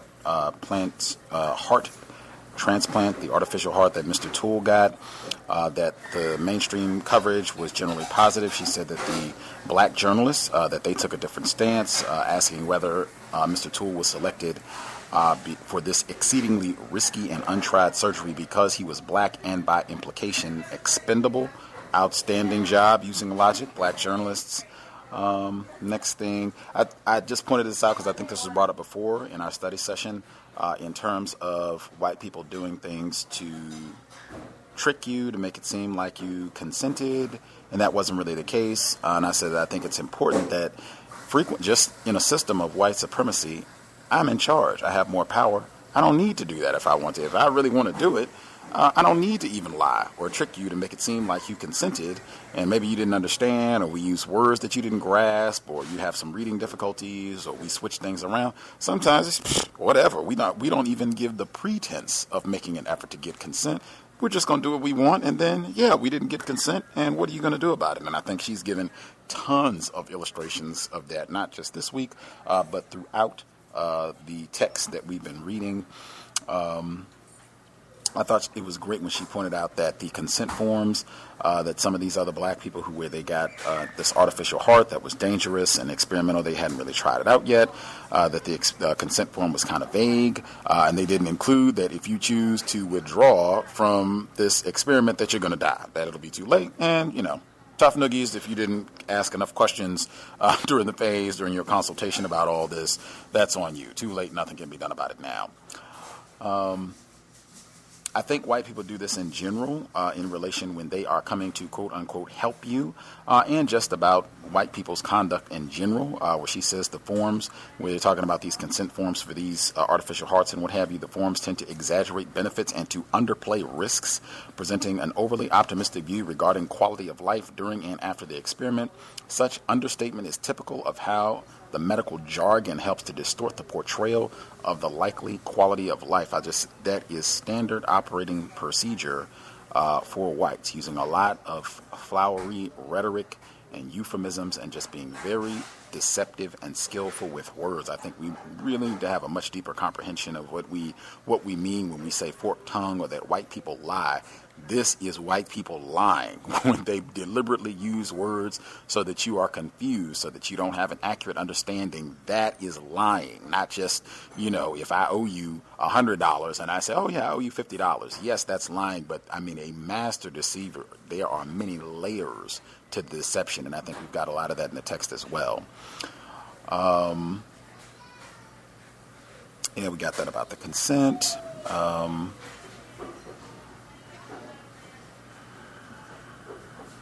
I thought that was important, too, where they were talking about having a proxy who could make medical decisions for you if you are unconscious or have somehow been in a state of being debilitated where you cannot speak for yourself. But black people are less likely to have that proxy be able to stand in for them and make an informed decision, and they already know that. If you can just get black people isolated, which is easy to do, whether you get them incarcerated or you snatch them out of the womb so they're in some sort of foster situation or whatever. I mean, they have a myriad of ways to get us isolated, and then they can really go to work. And this is all the way back, if you want to go take it all the way back to the half it's never been told to the plantation.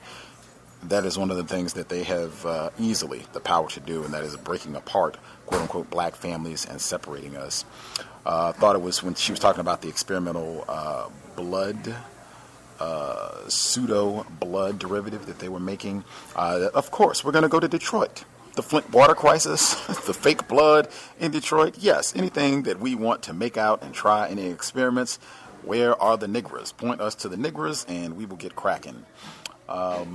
Same thing, I think Thomas touched on them going to the townships in South Africa for the exact same thing.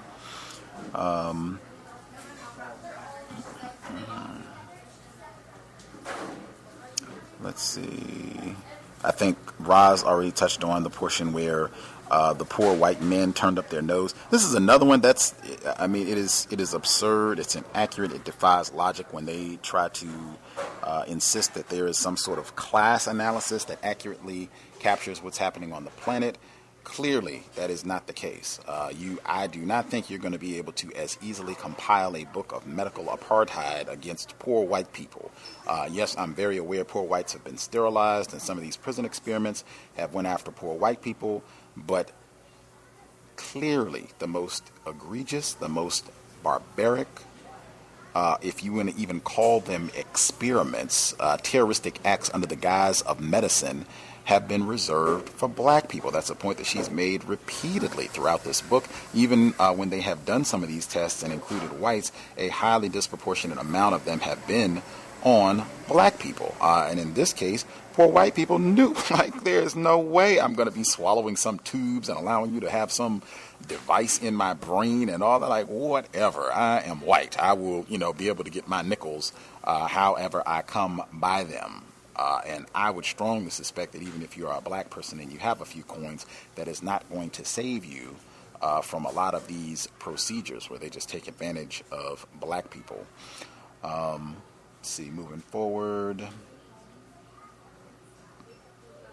Yeah, the way that they were talked about in there, I think Ross already touched on that. Extremely important. Dr. Bailey, when he's talking about his niggers and, they got pork chops and everything else. Of course, that's how they thought of us then. That's how they think of us now. That's what it means to be white. In my view, it's impossible to have any other view of niggers worldwide. I think it would just be better if they would just make that plain. That way we would be less confused about what is happening on the planet. What I did think was really important, the work with Mr. Bailey, Dr. Heath, Mr. Bailey, the work that they were doing at Angola, Louisiana State Penitentiary. I think that came up before in the book. I said that was one of the most, in my opinion, that along with the statement about the control of black reproduction. We want you to have a whole lot of little black babies. When we're on the plantation, now we have more workers and we can sell them off, rape them, whatever we want to do. Or we don't want you to have too many black babies because we don't want a whole lot of dark folks around here. So we'll, sterilize you or whatever we need to do to make sure that you are not procreating too much. The white control of black reproduction, that is 1A, 1B. You can move it around either way you like, but those are the two most important points in the book for me. And that section where they were talking about the CIA exclusively, they didn't say poor white people, they didn't say gay people, transgender people, anybody else. They said exclusively black people happen to be inmates at Angola and Louisiana. We're experimenting on them for ways to reduce their willpower, make them more docile, make them so that they cannot speak. Pause for Muhammad Ali.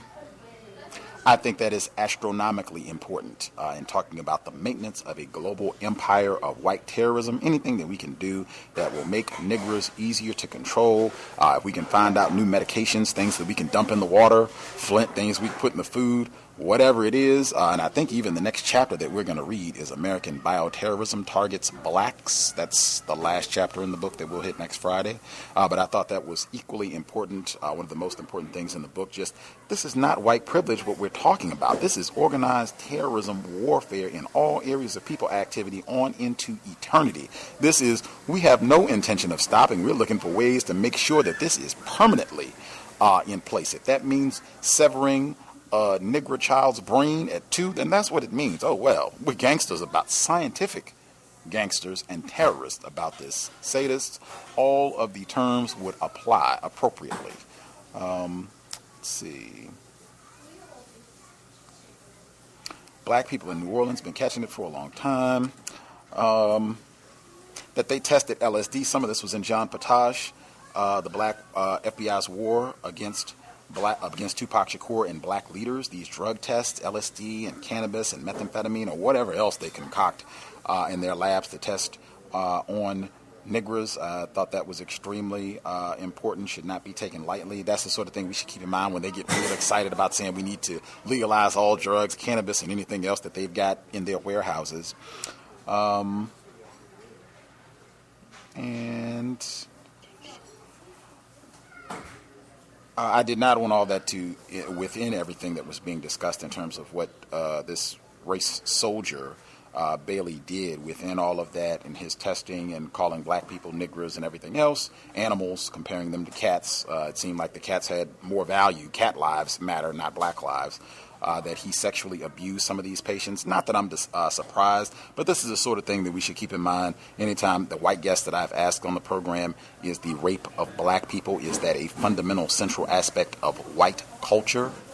White supremacy culture, and they hem and haw, and well, I don't know, well, maybe, I mean, Daniel Holtzler, yeah, Thomas J, yeah, I mean, yeah, but I don't, this is what I mean.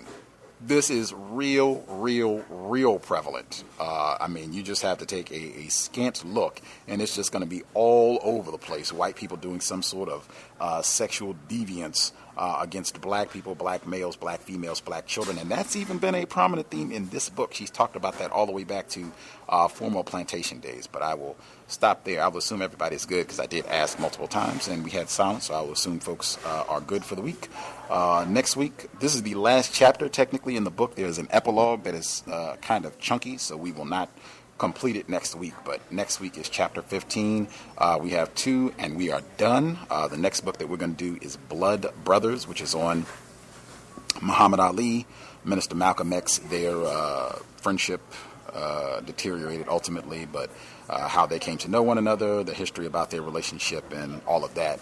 That book was actually published before Mr. Ali transitioned just a few weeks ago, but that'll be the next book that we will start in 2 weeks. Wait a minute. 3 weeks, sorry. 3 weeks. We have 2 weeks left of this book, and then 3 weeks we will be starting the new book on Minister Malcolm, Muhammad Ali, Blood Brothers. But 2 more left in this one. Chapter 15 is where we'll start next week. If folks have thoughts, if you have been reading along, this is a book, I think, because Henrietta Lacks did come up and we read that too. Like I said, this has been a whole referendum on what we've been doing on the cows for all these years. Henrietta Lacks, we read Rebecca Skloot's book, which did not exist at the time that this book was published. I think Rebecca Skloot's book came out in 2010, if memory serves. But whenever it was published, it was after this book came out, so that didn't even exist when she wrote this. But certainly that would be another great addition to what this book is all about, to go back and hear about what she talks about with the rape of Henrietta Lacks' genetic material. I think that was what her brother called it appropriately. At any rate, if you have thoughts, feedback you would like to give, feel free to drop an email. My suggestion, if you need an assignment, it's summertime, you're looking for something to do, I would even say, I think if you have offspring and they are 16 or over, you know your child. I know some of us, it takes us a little longer in terms of getting our reading skills where they were. I was not a big reader. I did not enjoy reading. It was just not my thing when I was 16. But if you have a 16-year-old child, you know your child, if they're pretty strong in reading, I think this is a book that they can read for summertime. If you're looking for material that your child can read, if they're 16 or up, I think they can read this book. Get a dictionary. You want to challenge your brain anyway. Make sure you're using your brain computer over these summer months and not just sitting around watching television, playing video games, goofing around, or what have you. They should read this book. Even if you are not a younger victim of racism, write a book report. If you've been following along on this book session, if you've been paying attention, you've been calling in, even if you haven't called in, if you've been listening, write a book report. You can put a review on Amazon that might encourage other people, other black people in particular, to read this book. And I think that would be really important. It might even help generate more attention to get more people to read, even though I get the impression that this book is very popular. But definitely, this is a book that deserves a review. That's one that I myself will be writing to make sure I include those 2 points that I already mentioned. But write a review. I think that would be the least we could do if this book has some value and people have said that they have enjoyed it, or it's just been a wealth of information. Write a review, post it online. You can post it at Amazon.com or other sites. There are a wealth of sites online that are talking about this book where you can post it and share with other people. I think that would be a great task. Certainly, if you have children, as I said, if they are 16 or up, I think they could read this book. There you go. Read the book. You can take, a month, 2 months, finish it by August or what have you, and then write like a 1-page, 1.5-page summary, or you can do a word count summary of what you learned in the book. I think that would be great. Great way to keep them active, keep them thinking, and keep them learning, and maybe even encourage some young black people.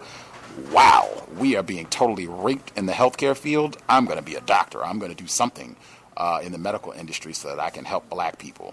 That would be outstanding. That would be my counter-racist suggestion for the week. With that, we'll be here tomorrow. Compensatory call-in, 8 p.m. Eastern, 5 p.m. Pacific. I think it would even tie in with all the talk about access to abortion that's been talked about this week in the Supreme Court case that was early in the week. I think that would relate to this as well. We can talk about that tomorrow, 9 p.m. Eastern, 6 p.m. Pacific. Compensatory call-in. On Sunday, we'll be here as well. Same broadcast time, 8 p.m. Eastern, 5 p.m. Pacific. Steve Jimenez, he wrote the book of Matt, that's what it's called, about Matthew Shepard, the white male. He is gay, was gay. He was killed in Wyoming in 1998.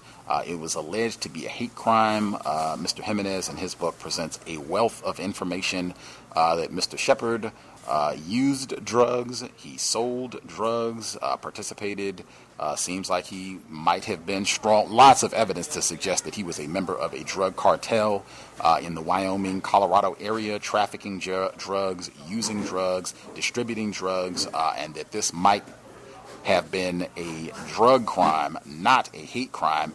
Just for the record, no one was ever convicted for a hate crime in this case. They did convict 2 people for the killing, and they got life sentences. They're in jail now, but no one was ever convicted or charged for a hate crime, and even the prosecutor in the case said that he didn't really see any evidence of a hate crime, that this Matthew Shepard was killed because he was gay. But that is not the way that this murder is generally talked about. It's generally talked about, it is connected directly with racism, white supremacy, and people saying that this is the Emmett Till of our generation, and they have this right alongside James Byrd Jr., which I feel is just a massive act of white supremacy, and I'm looking forward to talking about it Sunday, within the context of the shooting in Florida. If you have questions, problems, gripes, guest suggestions, you can't find something in the archive, feel free to drop an email, untiljustice@gmail.com, untiljustice@gmail.com. Thank you kindly for all the folks who have participated. This has been grand reading this text with you all. We'll be back in about 48 hours again. I know it's a holiday weekend for folks in the States, and people are looking forward to going out acting a fool.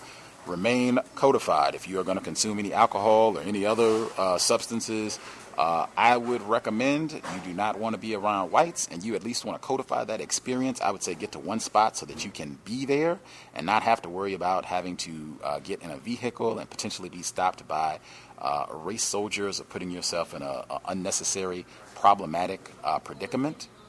Go ahead and get to one spot, stay there until you can leave the next day when you are sober. You know there are going to be a lot of sobriety checkpoints. I would say probably until at least Tuesday. Keep that in mind as you're out and about. You do not want to be under the influence if you are in the vehicle, and that for this weekend for sure. Driver, passenger, even if you are a pedestrian, you are asking for trouble. It's been my experience that they disproportionately put those checkpoints in areas with a high concentration of black people. So certainly be codified all the way through at least until Tuesday. You want to make outstanding decisions this weekend, anytime really, but certainly this weekend, next 5 days or so. Don't do anything that's going to cause you any unnecessary problems. I'm sure a whole lot of folks are going to get locked up over the next 72, 96 hours. Make sure that it is not you. With that, Creator, we ask that you help us Remain patient with other black people, victims of white supremacy. We ask that you help us remain patient with ourselves. Remind us to demonstrate the highest levels of black self-respect at all times, in all places, each and every time we are in contact with another black person. It has been time. Replace white supremacy with justice immediately. Cows signing out. Thanks all for tuning in. Nigga, you so brainwashed. I'm a victim, brother. No problem. You're a victim. I'm a victim of 400 years of conditioning. Shut up. The man has programmed my conditioning. Mm-hmm. Even my conditioning has been conditioned.